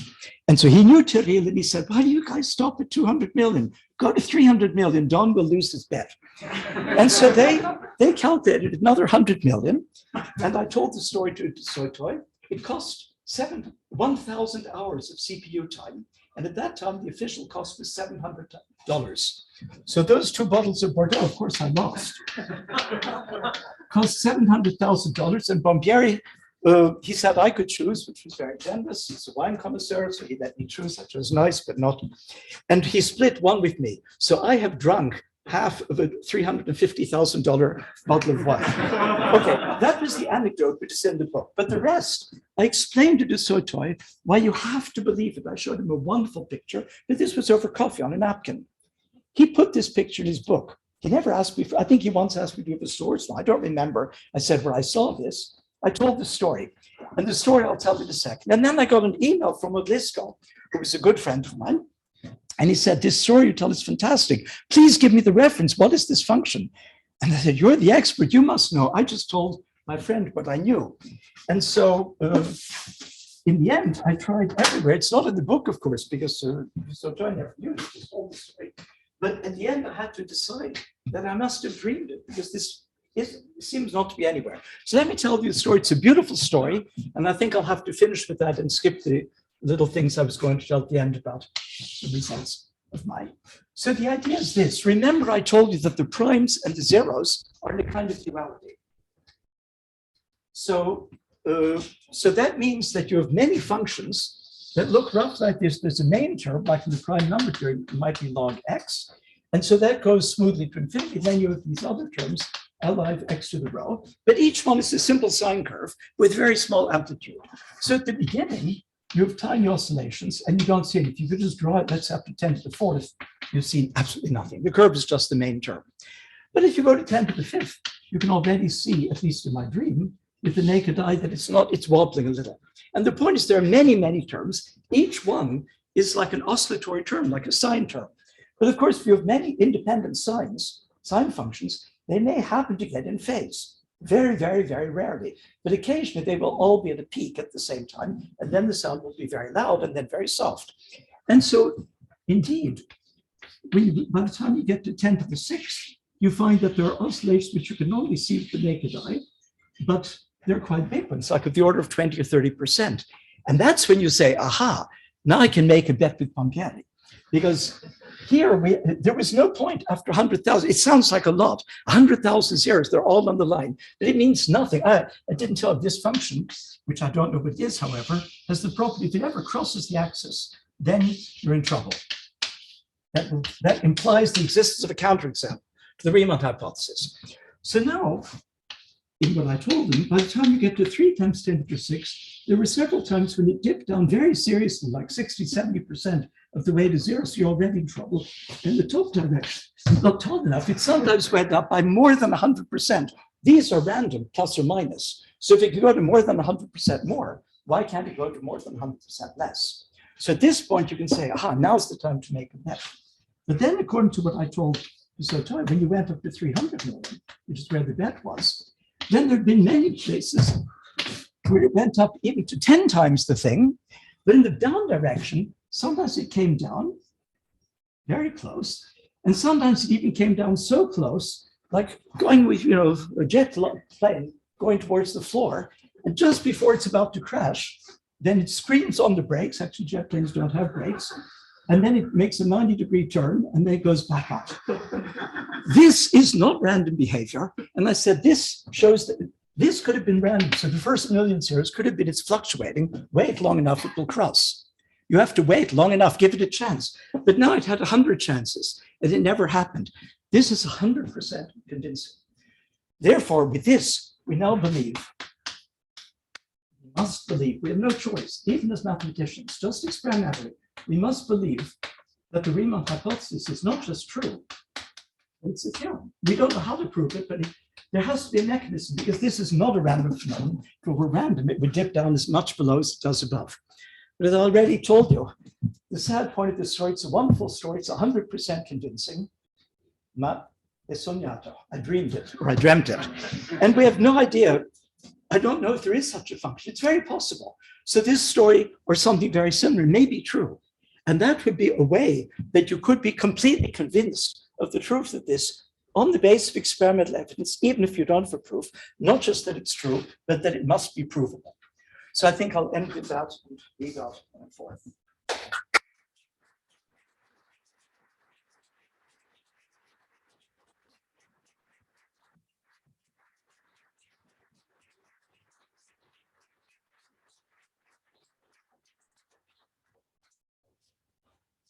Apologize for the microphone. Sorry. Any questions?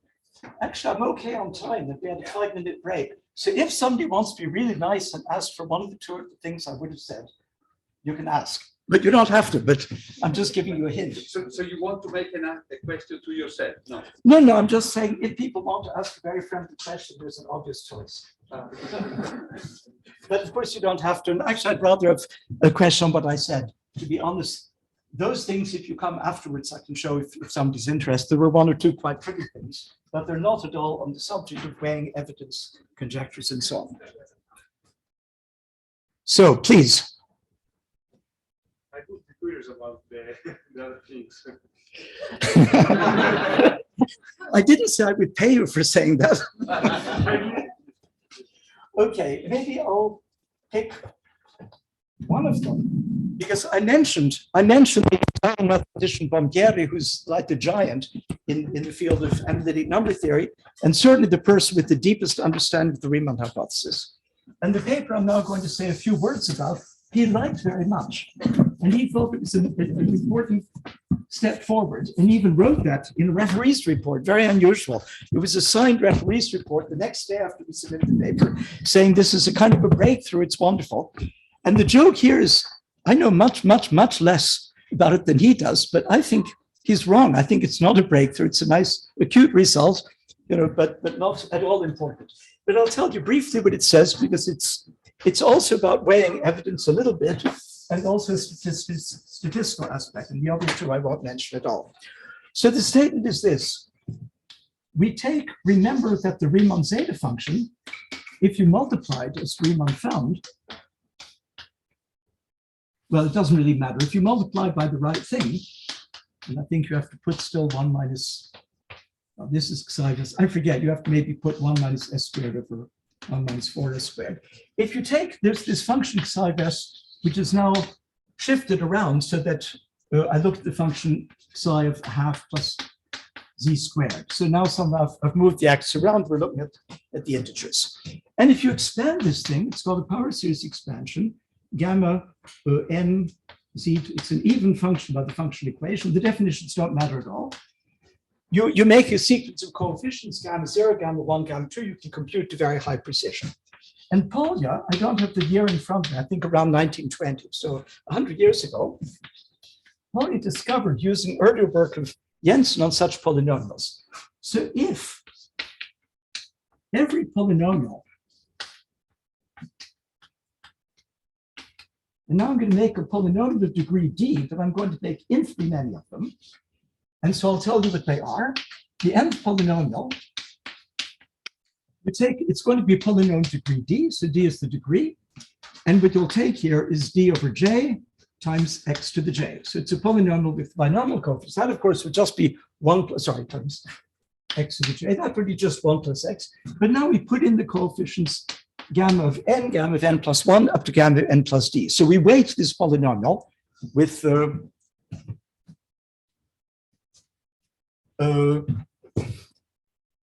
we weight this polynomial with the coefficients of the Riemann zeta function. Waiting for Giuseppe. Okay, so we have a bunch of polynomials, n and d are both integers.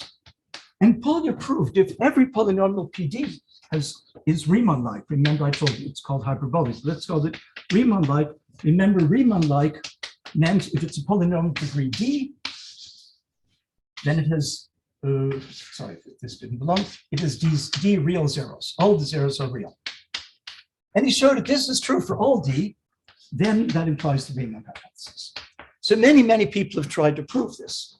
And actually, it turns out you only have to do the case when n is 0, because if a polynomial is Riemann-like, so it's its derivative, and the derivative of each Pn is a previous Pn n minus 1, d minus 1. But what we proved, so the theorem, this was with 3 co-authors, I have to remember the order, so Griffin, Roland, and myself, so it's 2 years ago, we showed that if you fix the degree, then P and D is Riemann-like. It is all real zeros. D real zeros for almost all n. So starting at some limit, the thing that you want is true. But for Polya, you need that they're all true. So that looks like a very nice step. That's it's gone very right. Many people like the paper was popular. I feel it doesn't bring us closer because the way that we prove this is this. We showed that these zeros of the polynomial degree D, let's say D is 12. We showed those 12 zeros as n goes to infinity. If you rescale them so that they go from -1 to 1, they converge to a specific set of 12 zeros. And those are the 12 zeros of the 12th Hermite polynomial. If you don't know what the Hermite polynomial is, it doesn't matter, but it is Riemann-like, it is distinct zeros. So those 12 zeros are distinct. And therefore, if your 12 zeros are very near to those, they must also be distinct. No two can collide. And therefore, that proves this. But the problem with this theorem is it's true, and the proof we gave, it's true for a huge class of functions. If you replace gamma n by the number of partitions of n, that was a famous open, well, not so famous, but also an open problem. Is it true then? Then it's still true. Our same argument shows that for each d, this is true when n is very large. But it's absolutely false for all n. You have to wait for a long time. So the problem is what we proved is actually generic behavior. It's not specifically connected to the Riemann zeta function. And therefore, it would be true for lots of other functions. It exactly says that this property is not seeing what is special about the Riemann zeta function. And so I feel it doesn't get us closer to the truth. But still, it's a very nice result. And thank you very much for this spontaneous question. Modified. I think it was nice. Remember that you have to speak near the. Oh, yeah. Now we have to, yeah, actually, now you can sit. Well, I can just sit next to him, but I'm finished. well, as I anticipated, this is a very, very juicy and narrative story where indeed a mathematician get close to a physicist and vice versa. And since we are very, very good friend, this has made it really even bigger story. I mean, from at least from my point of view. So as I said, we have a different point of view to approach the things. In my opinion, the probabilistic approach I did, especially with the Poissonian distribution, this and that, are sufficiently solid, at least in the eyes of a physicist. So for a physicist, there is no doubt. Of course, mathematician has a point. I am not underpinning, of course, the subtle point, because as don't say, even in the case of pi, which is really quite an analogy, very, very good analogy, you can go on in the analysis of pi forever, never finding any counterexample. I think is unbelievable. But then this is, of course, not a proof. I mean, this is not considered a proof, even though you have a very strong and astonishing evidence. But more important, you have no reason to believe the contrary, which is strong. I mean, symmetry argument, right? So in a way, since the beginning, people believe that because it's an aesthetically beautiful argument. I mean, you have this duality. You check many, how the hell at some point they become out of the act. I mean, it looks odd, absolutely odd. So this is of course the basis of a truth statement, but probably not provable. I mean, maybe not provable. Whether it's provable, of course, nobody can guess. I mean, Yeah, how will we know what this, people in the future can prove? yeah. Now, from the point of view of physicists, the Riemann hypothesis, I was mentioned at the very beginning, other aspects which are very, very interesting. Imagine now that you believe to the Riemann hypothesis, in the sense you take the zeros that you know, simply like that. So they are on the real line, or the line 1/2. And now you promote them to be energy of some quantum system. You don't know which one, but I mean, you have a sequence of numbers, you might consider them as energy. At this point, you might start doing statistics on the gap. So you just computing the difference between successive levels. This is some variable Sn, and you start plotting as my histogram. You're just doing this histogram, and then you discover that they are exactly the same distribution that you would have gotten if you assume random matrix theorem. And this is fantastic. Random Hermitian. Random Hermitian, yeah.